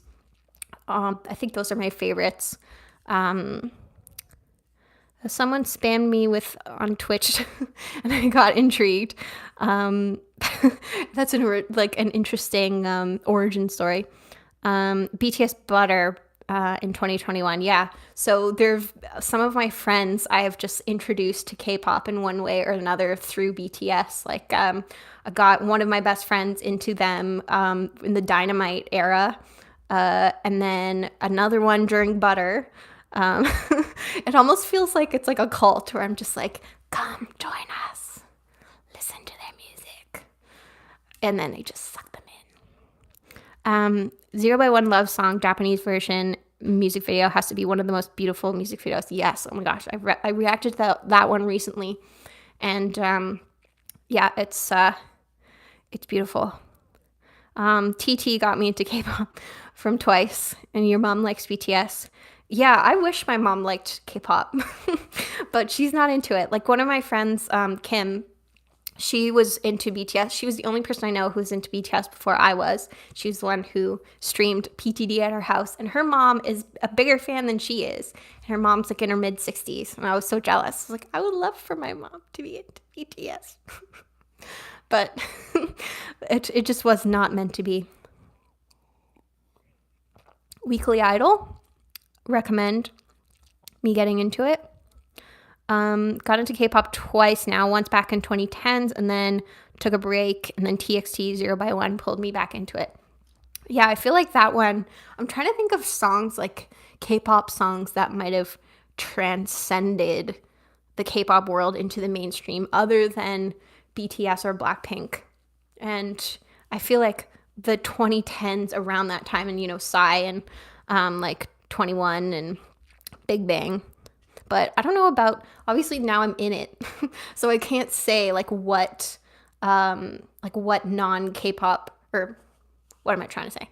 Like what songs since like 2019 have penetrated the real world? Like I'm not sure. Just found out that Twice's Likey was filmed on the SkyTrain. Oh, Vancouver is so nice. I would highly recommend, if you're ever planning on coming to Canada, to go to Vancouver, although it's expensive. It's super expensive. It's, you know, like $400 Canadian a night for a hotel. But it's very beautiful. So my brother lives in Nanaimo on Vancouver Island, which is like a ferry ride away from Vancouver. You can take a little seaplane that takes 15 minutes, or you can take the ferry, which takes 2 hours because it's a car ferry. So yeah, my parents are visiting him right now, but I did not go because help me, I'm poor. I believe I got into K-pop through Hyena, 4 Minute, Girls' Generation, and FX. Yeah, that kind of second gen era. God's Many Stray Kids. Yeah, that's true. Because I'd heard that song. Well, it was a friend of mine who told me to listen to Stray Kids, that how I got into them. And that was 2019, I think. So yeah, they were the only other group other than Blackpink and BTS that I'd heard at the time. Oh, your mom's into K-pop too. Oh, I'm so jealous of all of you. Came with you to Dreamcatcher, and she's 66. That's amazing. My mom just turned 65. So I feel like now that I know all of this, I'm going to tell my mom, like, hey, I know all kinds of people who said that their moms who are in their 60s are fans of K-pop. So you have no excuse. Not just the SkyTrain, Vancouver generally. Oh, I feel like now I'm gonna have to go. I've never seen that music video, so I feel like I'm gonna have to watch it. Have you watched K-dramas? They're some of my favorite shows. I've seen a couple of them. Yeah, I'll recap quickly because I know you weren't here at the beginning. But yeah, a couple of K-dramas, but not many. Probably a lot less than the average K-pop fan. Watching Extraordinary Attorney Woo right now, which really enjoying watching that with Josh. I've seen Itaewon Class, and I've seen a couple of others, but I can't remember. I can't remember what they're called. One of them had Unwoo in it. It was a girl who got like a makeover. Ugh, I can't remember what it was called. I'm sure you probably know after me kind of describing it. A lot of K-pop songs have found their way into TikTok. Yeah, that's true. Someone said "Do It." I'm not sure what that was referencing. Red Velvet's Red Flavor and Bad Boy was your introduction to K-pop. Their concert in North Korea. Oh, I didn't know that happened. My mom was kind of into K-pop, but only the dance/party type songs. That's interesting. Sky Castle is a must recommend. I've never heard of Sky Castle. Are You Human Too? True Beauty. Yeah, I think that's what it was called. That sounds familiar. Is it just me, or is Cha Eun-woo being in multiple K-dramas with beauty in the title? Which makes sense because he's a beautiful man. Yeah, so K-pop music video. Okay. Finn also asked about favorite K-pop hype songs and softer songs. And they asked for me to name 5 of each, and I could not name 5. I could not narrow it down to 5. Like, I would love if any of you could narrow it down to 5 of your favorite K-pop hype songs. Like, that is a challenge. Duos in reference to hooking your mom into K-pop. Yeah, I will try, but I don't think I'll be very successful. So yeah, if you could narrow it down to 5, I would love to see you try, because I could not do it. So I try to think of just by group which ones were my favorite to try to narrow it down to like a couple. So for BTS, I love Idol so much. I would say Behind Boy with Love, it's like my second favorite BTS song. And I love Ugh as well, from Map of the Soul 7, and Deshita, of course. Dreamcatcher, I love Scream so much. I would say Scream is probably in my top 5 K-pop songs, like, period. I love it. I know it's going to be in my Spotify Wrapped this year because I've played it so much. Boca as well. Ateez, I wrote this all down because I knew I was going to forget. Ateez, I love The Real, and Fireworks was the first Ateez song that I heard, and absolutely adore that one. And Horizon as well are some of my favorites. But Ateez have so many good hype songs. That's why I'm so excited for the concert, because it's just going to be like insane. Yeah, I can't wait. Hip from Mamamoo, I love, and obviously LIEC, which I still think sounds like LC, which is why I love it, because it's like my hype song. It's like written just for me. TXT, I love Blue Hour. I don't know if that counts as a hype song, but I get hyped when I listen to it. I'm a geeked up big paradox. Yeah. Purple Kiss. I've been listening to so much Pretty Psycho lately. I'm pretty sure I've been driving my husband absolutely crazy because I've just been walking around the house. I'll just be like doing the dishes, and I'll be like, I'm a freaky, perky, freaky, and just like nonstop. So yeah, that's been pretty fun. Pretty Psycho. Stray Kids is like Ateez, where it's just like there's so many good hype songs that it's really hard to narrow it down. But I think I would stick to like the classics of like God's Menu, Backdoor, Thunderous. They do a hype song very well. I've been listening to a lot of Wannabe lately from ITZY. Just the I want to be me. It's so catchy. And the dance, the like hips thing at the beginning, I'm not going to try it, but the hips thing at the beginning, I love. What else? 17. 17 is kind of like on the softer side, so they don't do like they do hype songs, but not as like they don't go in like super hard as much as at least from what I've heard so far. But I love Don Quixote from Face the Sun. I've been listening to that one a lot lately. Excuse me. I Can't Stop Me, I think, is one of my favorite. It's like up there with Scream and like some Mamamoo songs in terms of like top girl group songs. I love I Can't Stop Me so much. And then I love Scared by P1 Harmony. Although I saw recently, I was looking at a list of the worst K-pop songs ever made because I was curious. I was like, which songs do people think are bad? And have I heard of any of these? And I saw that Scared was on this list and I was like, what? I love Scared. I was shocked. And then I played it for a friend and he was like, this is awful. I hate this. This hurts my ears. And I was stunned because I love Scared. And it's also one of the 3 songs that Josh will tolerate. So yeah, I was surprised. But okay, let me see if any of you were able to come up with just 5. Yeah. Wolfie Chan once said, how could we possibly narrow it down to 5? Agreed. Monsta X. Yes, Monsta X have, from the songs I've only heard a handful at this point. I just filmed today a Monsta X video where I listened to Trespass, Hero, and oh my gosh, why am I blanking? There was another one. I can't remember. But Trespass was definitely like a good hype song. And I love Follow and Fantasia.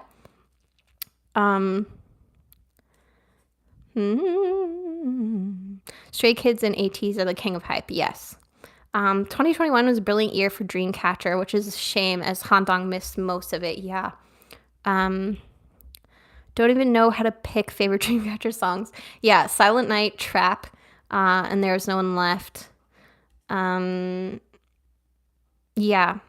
it was like hard to narrow it down for like just BTS or just Dreamcatcher or just Ateez. To narrow those down to 5 was hard, let alone like 5 period. I just have issues picking a favorite group. Yeah, honestly. Like, I know I would technically say on paper that BTS is my old group just because I've known them the longest. Like, I don't know. It's hard to say that they're my favorite group, period, because even though it is K-pop, sometimes it feels like comparing apples to oranges, you know? Yeah, Handong was away for a while. Purple Kiss, yeah, one of the members left. Like, I feel like it's more and more common for members to be leaving groups to kind of like take care of their mental health. And obviously, you know, it's terrible that they're struggling with their mental health and feel the need to leave. But I'm almost wondering whether like this being more common, it could potentially be a good sign because it's like people are taking care of themselves and they're leaving and they're not trying to push through it. I mean, it could be that it's just happening more now, but I hope that it's because, you know, it's been happening all along and just people are now taking care of themselves and like making these decisions. I hope, at least. Hands Up by 2 p.m. I have not heard that one. Yeah, Scream was 2020 and Bokai I think was 2020 as well. NMIXX songs are as hyped as they come and the haters can be quiet. I have not heard NMIXX yet. I think they're JYP, right? But I have not heard any NMIXX songs. I don't mind Scared, but I can see why someone might really not like it. Yeah, I honestly could too. Once I was prompted and thought about it, it's like, okay. And then my friend said that he hated it and that it was like nails on a chalkboard for him. I was like, okay, I guess I could see it, but it honestly would have never occurred to me. Day Kyle Komani gets me hyped because of the beat. Yeah, that one's a good one. Everyone has trouble picking a favorite and then just don't solved. Yeah, agreed. I expect it's being addressed more now.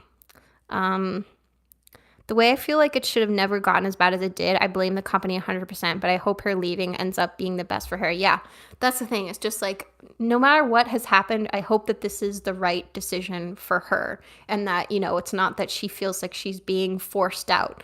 And I hate RBW. Like, I've been seeing people on Twitter a little bit like hating on RBW, and I don't feel like I can comment because I don't really know. I haven't looked into it too much, like what exactly went on. Handong left days before I saw them in October 2019, just after the main Deja Vu promotions. Yeah, a year is a long time to be away. BBC trumps RBW at the moment in terms of being bad. Oh, was that the Luna member that was kicked out? And it seems like it was very, very shady what happened there. Again, I don't know all the details. I feel like most of these things I learned from like that one YouTube account. What's it called? Why am I blanking right now? They do like K-pop news and stuff. K-pop junkie, I think that's what it's called. All of the groups I don't follow, I feel like I get my news from that channel.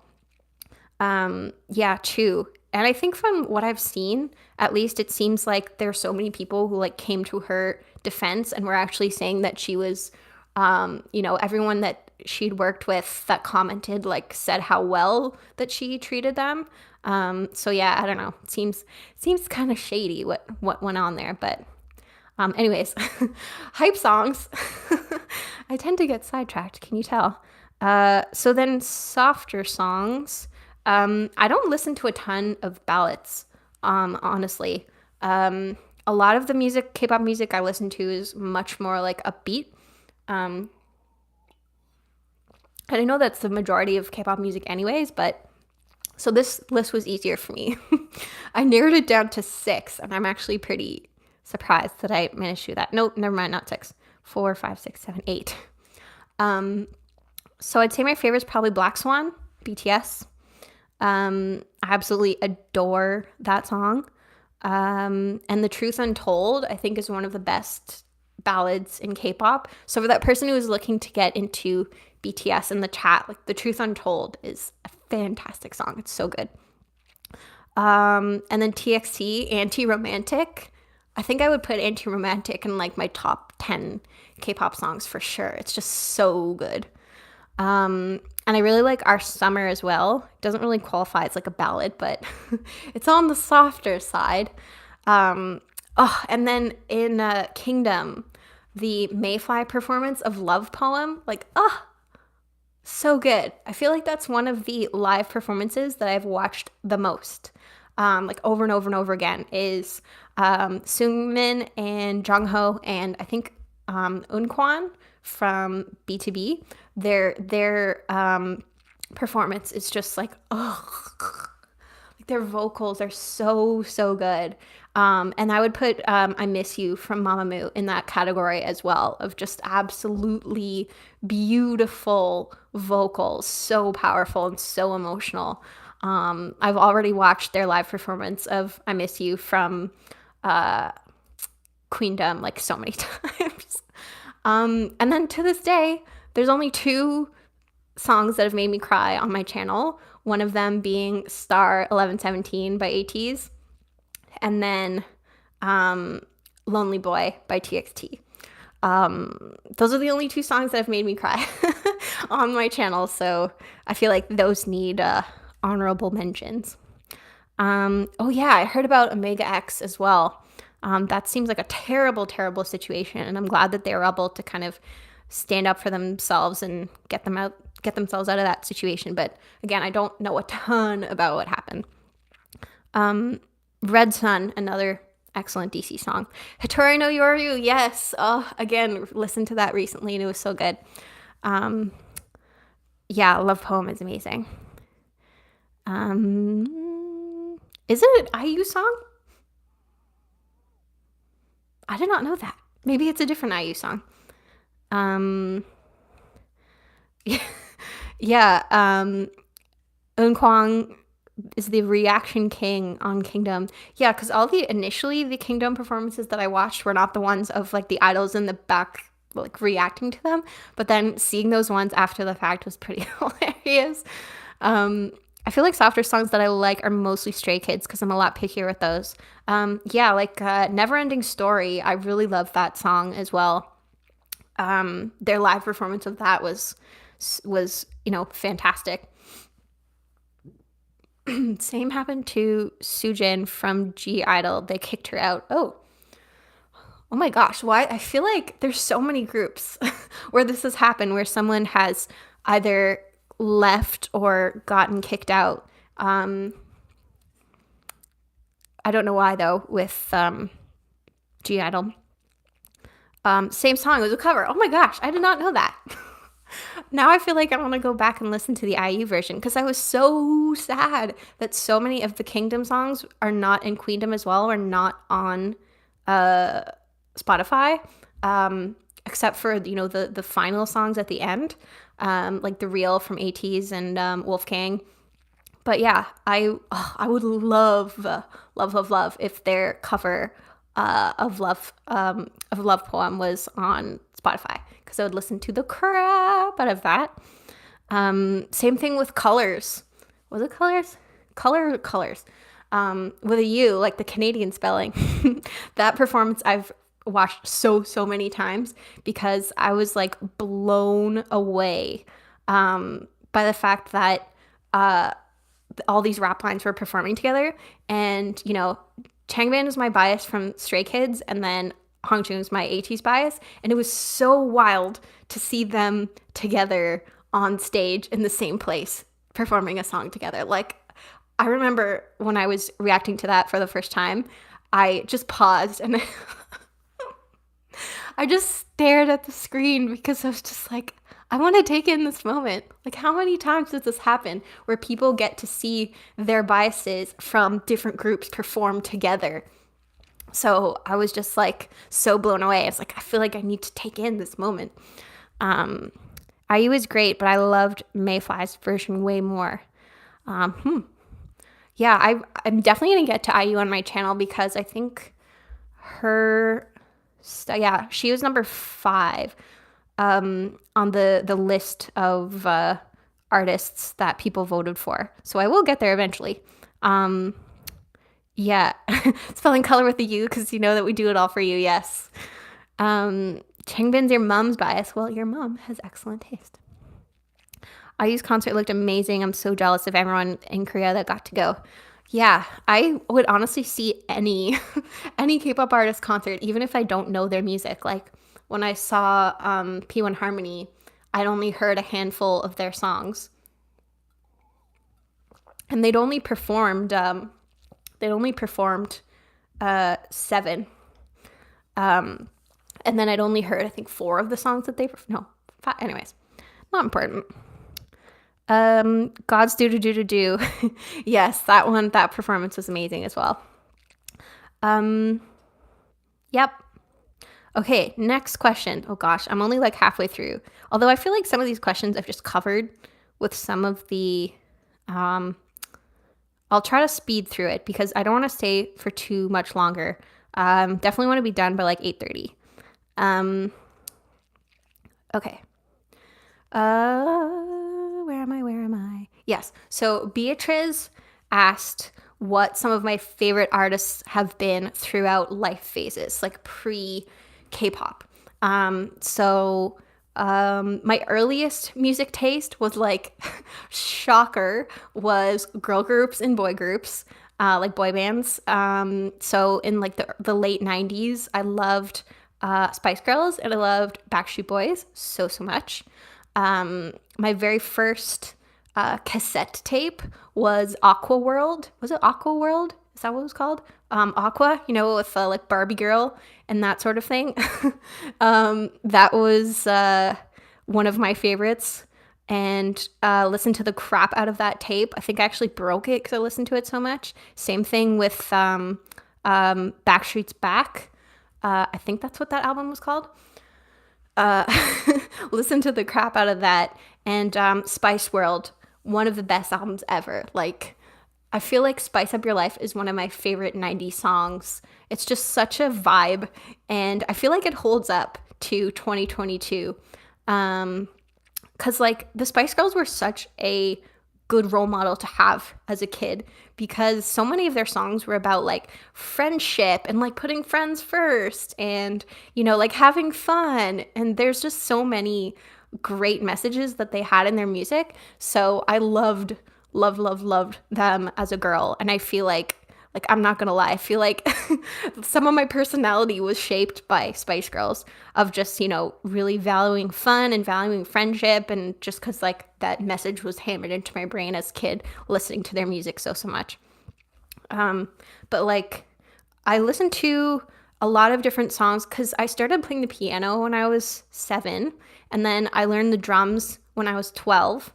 And then because I was like in band in middle school and high school, I played like the flute, I played the oboe, played some different percussion instruments, played a lot of different instruments growing up. So a lot of the music that I listened to was around like what I could play on different instruments. So yeah, mostly just kind of like pop music and stuff growing up. But then I really got into like the new metal scene when that was really popular, like the early 2000s. I loved Linkin Park, and there was a Canadian band named Billy Talent. I don't know if they're popular outside of Canada, but I loved Billy Talent. I still listen to some of their music to this day. So yeah, I loved that kind of like new metal phase that happened. I thought it was so cool and so angsty as like a 10-year-old listening to that music. But then when I started to get older, like listened to a lot more of what my parents listened to, honestly, like you know, classic rock and 80s music. Started to get into that a lot. Like one of my favorite songs of all time is Everybody Wants to Rule the World by Tears for Fears. So good.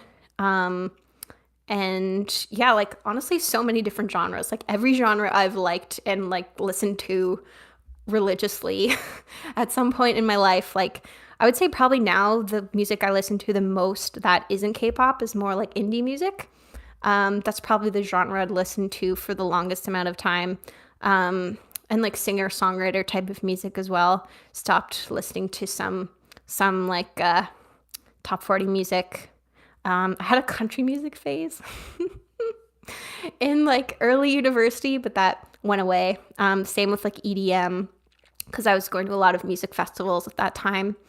But yeah, I don't know. I feel like my music style and what I like is almost like a reflection of my personality, because there's like very little that I don't like or won't try.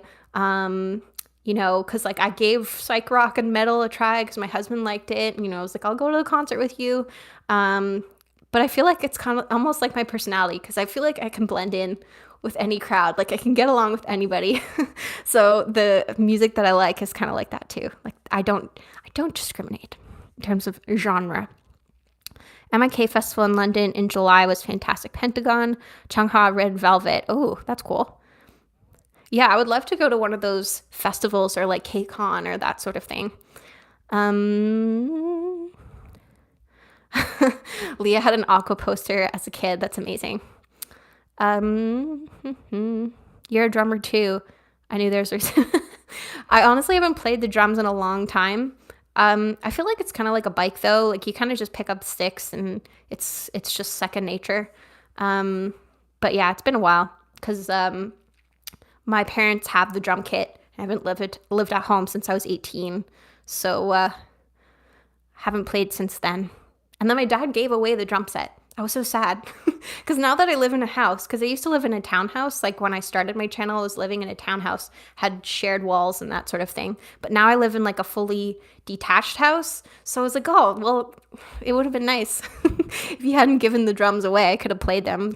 Definitely can't afford to buy a drum kit, so they're expensive. But my husband was talking about getting like an electric drum kit. Skinny Puppy. Never heard of Skinny Puppy. Tears for Fears are great. Agreed.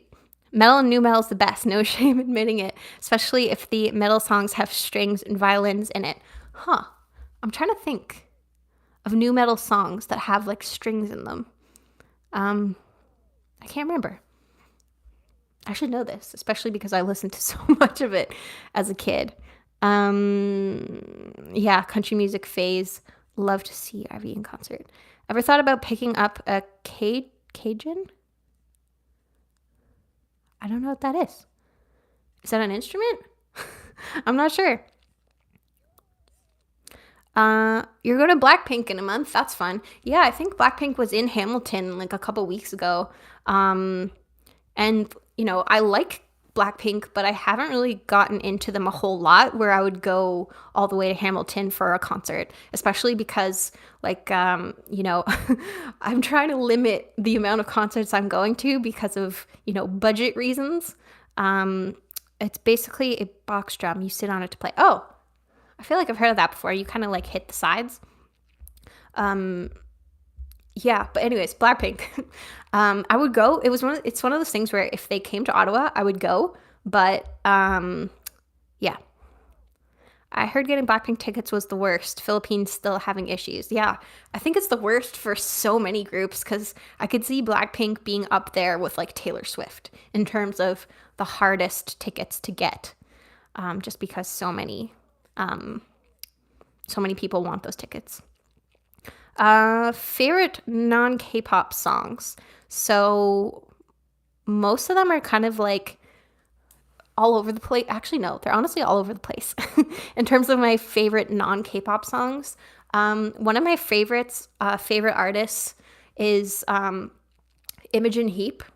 She's a like British musician who has a lot of really cool like pop. It's almost kind of like experimentally type of pop that she does, and she made this really cool invention called the Mimu gloves that I know Ariana Grande is a big Imogen Heap fan, that she used in her concert. They're these gloves that make music based on like the movements that you're doing with your hands. And I went to see her in concert, and she would use the gloves instead of, just like pressing a button on a mixing board and that sort of thing. It's much less exciting.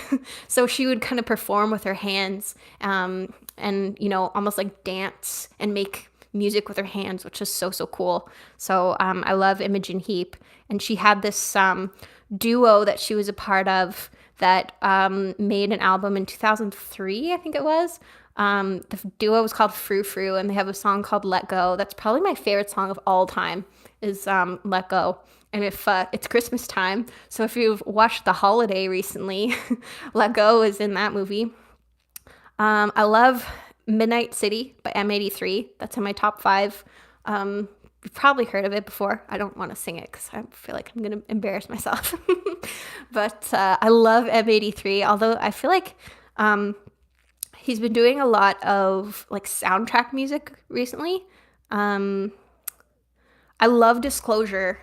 Disclosure is one of my favorite artists of all time. They do like house music, like UK house type of thing.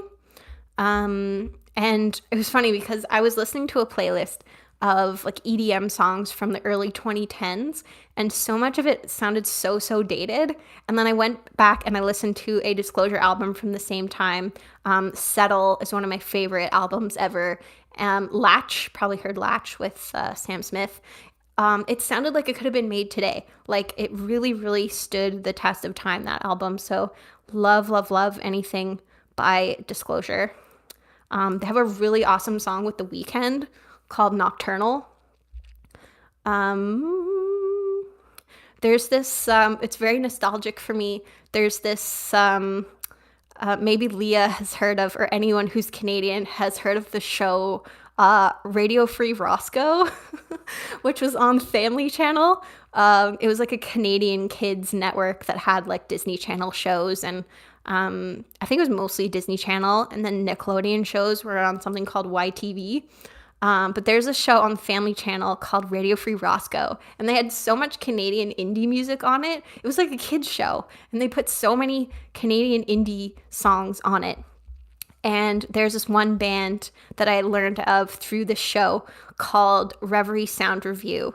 And the song is called One Marathon. And I'm obsessed with that song. To this day, I listen to it all the time. And I think it came out in like 2003. Never stopped listening to it since it came out. I love, love, love that song. It's called One Marathon. Highly, highly, highly recommend that you check it out. And then I mentioned Everybody Wants to Rule the World. Okay. Oh gosh, lots of comments. Let me go back. Red's 2009 Out From Under on the Innocence Instinct album. Very impactful during my youth. Wanted to see Blackpink in Newark, but wasn't going to pay those ridiculous prices. Yeah. Yeah, the variable pricing by Ticketmaster seems so like predatory, where they will just increase the seat price at the drop of a hat. I don't know how that's legal, honestly. I mean, it kind of makes sense in terms of, demand creating the price of the tickets, but at the same time, it's just like, it doesn't seem fair. Like, if you're going to advertise a price for a ticket, like, make that the ticket price. So it just seems kind of bonkers. A lot of Philippines blinks were saying how the website or app was frozen for hours or days. Oh gosh. Yeah. Someone said, I love that show. I'm assuming you're talking about Radio Free Roscoe. Did that ever hit? Was that outside of Canada at all? I feel like it was just a Canadian show because there's this rule in Canada about it's called CanCon legislation, where you have to have, whether it's on like regulated networks like TV or radio, you have to have a certain amount of Canadian content, where it has to meet like a bunch of criteria to be considered Canadian, where it's like had to be made in Canada, like the director, producer had to be Canadian, like the actors have to be Canadian. And then it's similar with radio or like musicians as well, where the music had to be produced by a Canadian or so there's rules about how much Canadian content can be on TV. Like it has to be a certain percentage. Because of that, there are a lot of TV shows and like artists and stuff that you could tell was just there because of CanCon rules, because some of it was just not good. Although Radio Free Roscoe was good. I think Degrassi was part of that too. Like Degrassi's Canadian. And a lot of artists kind of became really well known in Canada because of CanCon rules. But I'm not sure if that show kind of broke outside of Canada. Yeah, it was on the US as well. Oh, cool. That's cool. I always find it interesting when there's certain like CanCon things that kind of break out of Canada. Didn't grow up in Canada, living in Calgary now. Missed out on the early childhood memories. Honestly, there's a lot of just American stuff, like lots of Disney show channels and Nickelodeon, and just like a handful of things were Canadian. I think like Life with Derek, that was Canadian. Yeah, it was going to be cheaper for me to travel to Scotland from the Netherlands to see DC than travel to London. Okay.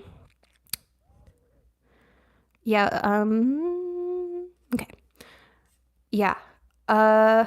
Someone else, so Finn also asked soloists or groups that I didn't expect to like, and I ended up liking.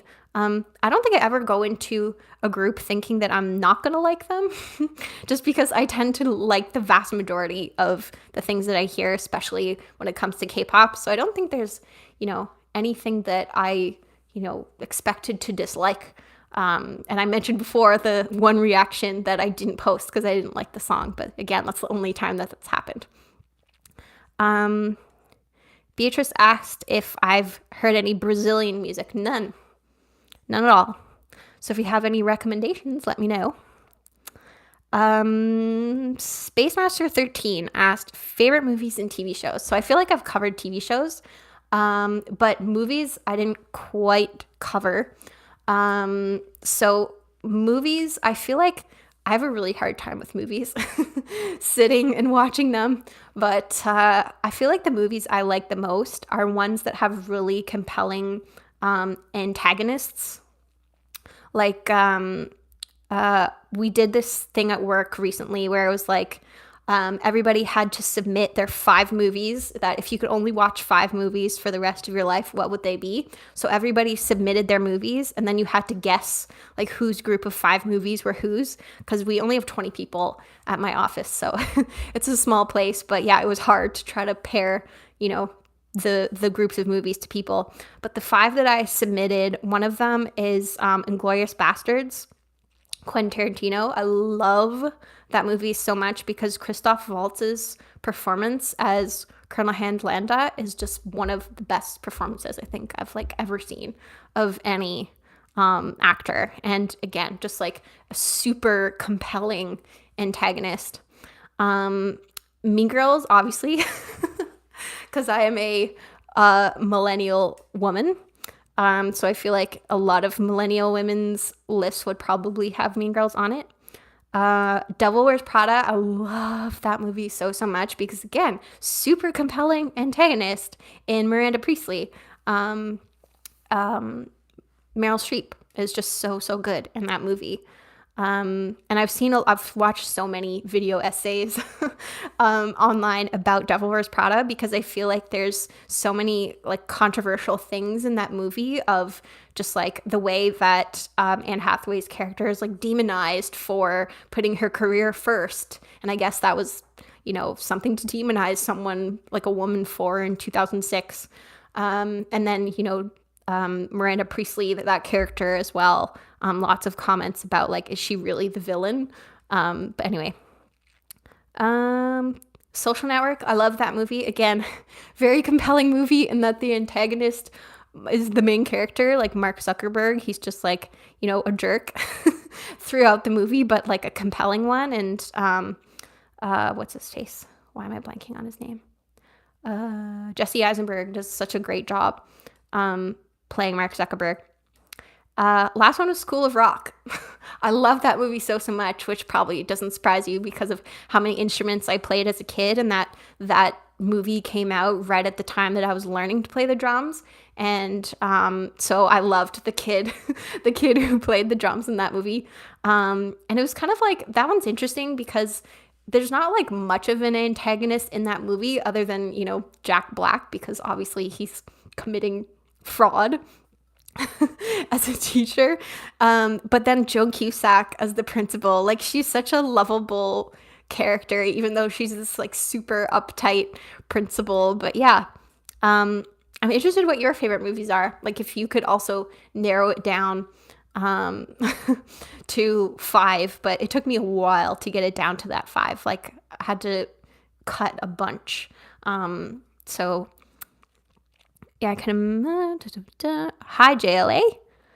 That would be very difficult to narrow down to 5 movies. Yes. Social Network for sure. One of mine too. Have you seen Scott Pilgrim versus the World? Yes, that was filmed in Toronto. That's one of my husband's favorite movies. So I hadn't seen it until a couple of years ago, and then we watched it together, and I thought it was fine. I didn't. It wasn't my favorite, but it was good. School of Rock is brilliant. Yes. Jack Black is just so charming in that movie. He's so good. And I feel like just based on some of the things he says, that probably a lot of it was improvisation. Prickerback has to take off. I'm going to take off soon as well. But thanks for joining. Godfather 1 and 2. Okay, so I'll cover a couple more things and then I'm going to log off. But so I wanted to cover the Ateez concert really quick because I'm going to be going on Friday. And I guess I've talked about some of this a little bit already. But I want to say first, like, condolences to Wu Yang, like, because his grandfather just passed away, and hope that he's doing okay. Hope that his family's doing all right. So yeah, the concert's on Friday. So I'm going to head to Hamilton on Thursday. I'm taking the train because we only have one car. So I didn't want to take the one car with me for several days. But there's like, in Hamilton, the night before the concert, there's like an A&E get together at a hotel near the venue. I think it was organized by GTA A&E. And I said to Leah, I was like, they should have called themselves GT A&E. It's because GTA stands for Greater Toronto Area, and Hamilton, I think, is maybe considered in the GTA. It's almost an hour away. But yeah, so yeah, the GTA 18 was organizing like a get together for 18 the night before the concert. So we were gonna go to that for a bit, but we're staying at a hotel near the venue. Because, who knows how early we're going to line up. It depends. I haven't gotten the instructions yet. So we'll have to see, because I think from what I've seen, some venues, they've opened up wristbands at, like 2 o'clock or so. And then you get a numbered wristband based on when you've showed up in line. But then even because of just the size of the stage and how many VIP tickets were sold, like you'll still be close no matter what. So seeing like a couple different accounts on Twitter say that you didn't need to like get there super early or camp out because of just everyone was going to get a good seat, or not seat because it's general admission. But yeah, and I'll just have to see what the weather's going to be like on Friday to figure out what to wear. I really, really hope it's going to be warm. So, but December, Hamilton, probably not going to be that warm. It's probably going to be like a high of 5 degrees Celsius. JLA, not snowing in Hamilton. There was some snow a couple weeks ago, or there was snow until a couple days ago. Like it snowed a few weeks ago and the snow stayed, but then it melted. Because it's been raining. It's been pretty mild the past few days. So hopefully the weather is nice. And a friend had asked me if I was going to bring a sign or anything like that, but probably not. Just because, yeah, I won't, because not really like a sign kind of person, and I'm not very funny or clever. So I wouldn't even know what to write if I were going to have a sign. But, I'll let someone else have their YN moment. I'm cool with letting somebody else do that. But yeah, I'm definitely going to film as much as I can. Definitely want to make a video, like a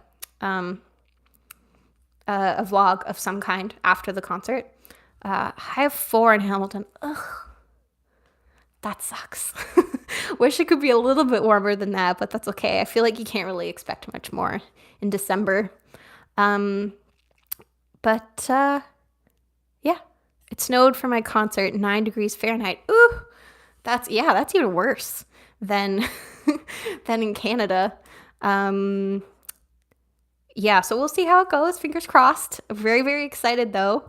And then yeah, so there's a bunch of comebacks that are happening this week. Like Wednesday is going to be Ateez. It's the P1 Harmony all on Wednesday, and they're all groups that I cover on my channel. So I think the order that I would do it is Ateez, and then ITZY, and then P1 Harmony. And then RM has his solo album that's coming out, which is really exciting. And I didn't cover J-Hope's solo album on my channel, but I kind of regretted it because I loved that album so much. And I honestly think Arson is one of the best K-pop songs of the year. Like it's so, so good. So I kind of regretted not covering the album on the channel. And then when I saw the track list for RM's album, like there's so many amazing features on there. Like in the first 2 songs were Erykah Badu and Anderson .Paak, so it was just like, oh. So yeah, I don't know. Maybe I'll do a poll or something like that to see if people want to check it out. But yeah, I think that's it. I think I'm gonna sign off for now because it's been 2 and a bit hours, and I'm shocked that so many of you have stuck around until now. But thank you so much to everybody who joined. This was so much fun, and I definitely want to do this again at some point. I don't know for sure if this is going to be something that I do on a monthly basis, but yeah, really, really enjoyed being able to interact with people in real time because, there's no one I've met in real life before. So, and, we get to message back and forth and send DMs and that sort of thing. But this was awesome. Had so much fun. Oh, and Kyle just showed up right as I'm about to sign off. But thank you. This was so fun, and definitely plan on doing something like this again. We'll see when, but until next time, hope you're doing well. Hope you stay safe. Hope you take care of yourself. Stay care of yourself. Take care of yourself. And hope you have a great rest of your day. If it's the morning, wherever you are, or if it's evening, hope you have a lovely sleep, and we'll see you next time. So, bye-bye.